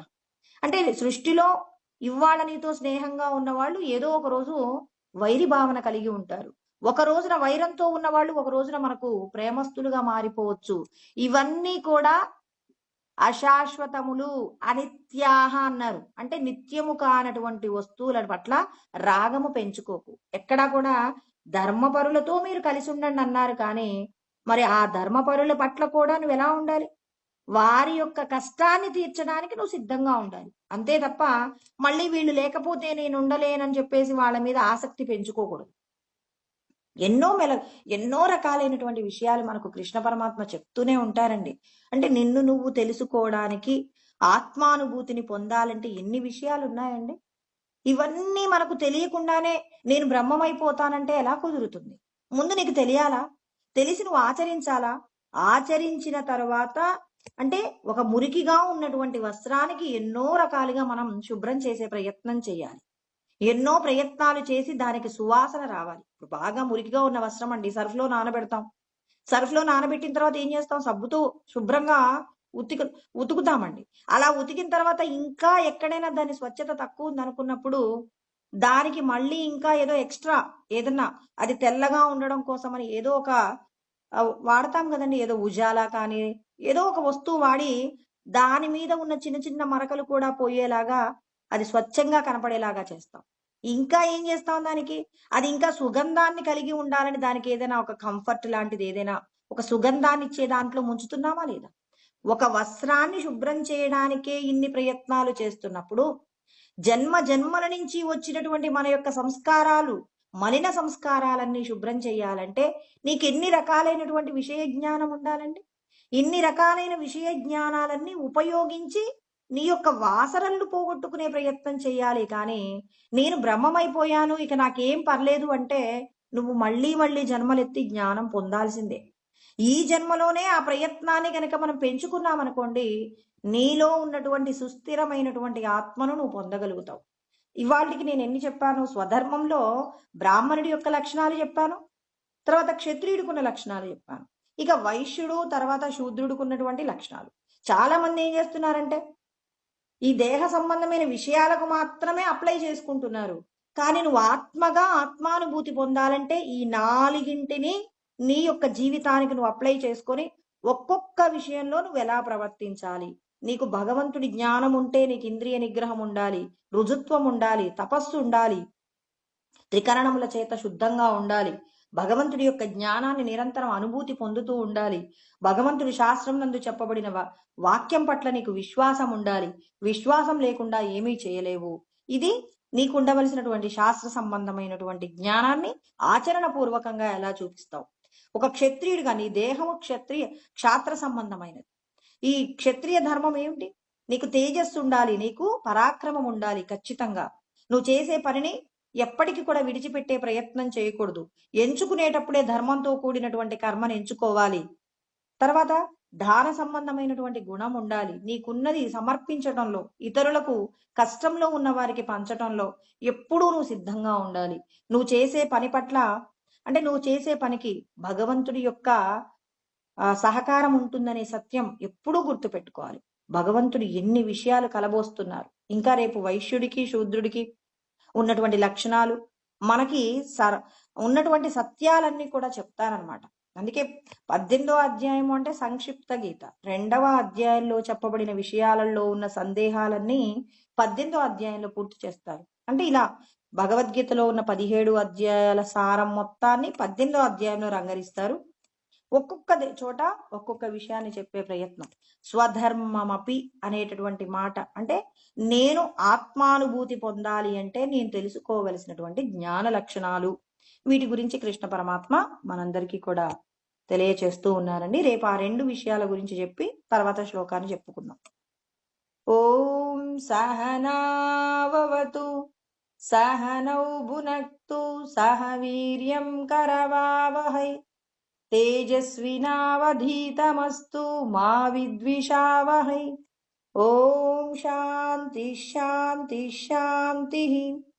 ఓం ఆప్యాయంతు మమాంగాని వాక్ ప్రాణచక్షుః శ్రోత్రమతో బలమింద్రియాణి చ సర్వాణి సర్వం బ్రహ్మోపనిషదం అహం బ్రహ్మ నిరాకుర్యాం మా బ్రహ్మ నిరాకరణోద నిరాకరణమస్వ నిరాకరణం మే అస్తు తదాత్మని నిరతేయ ఉపనిషత్సు ధర్మాస్తే మయి సంతు తే మయి సంతు.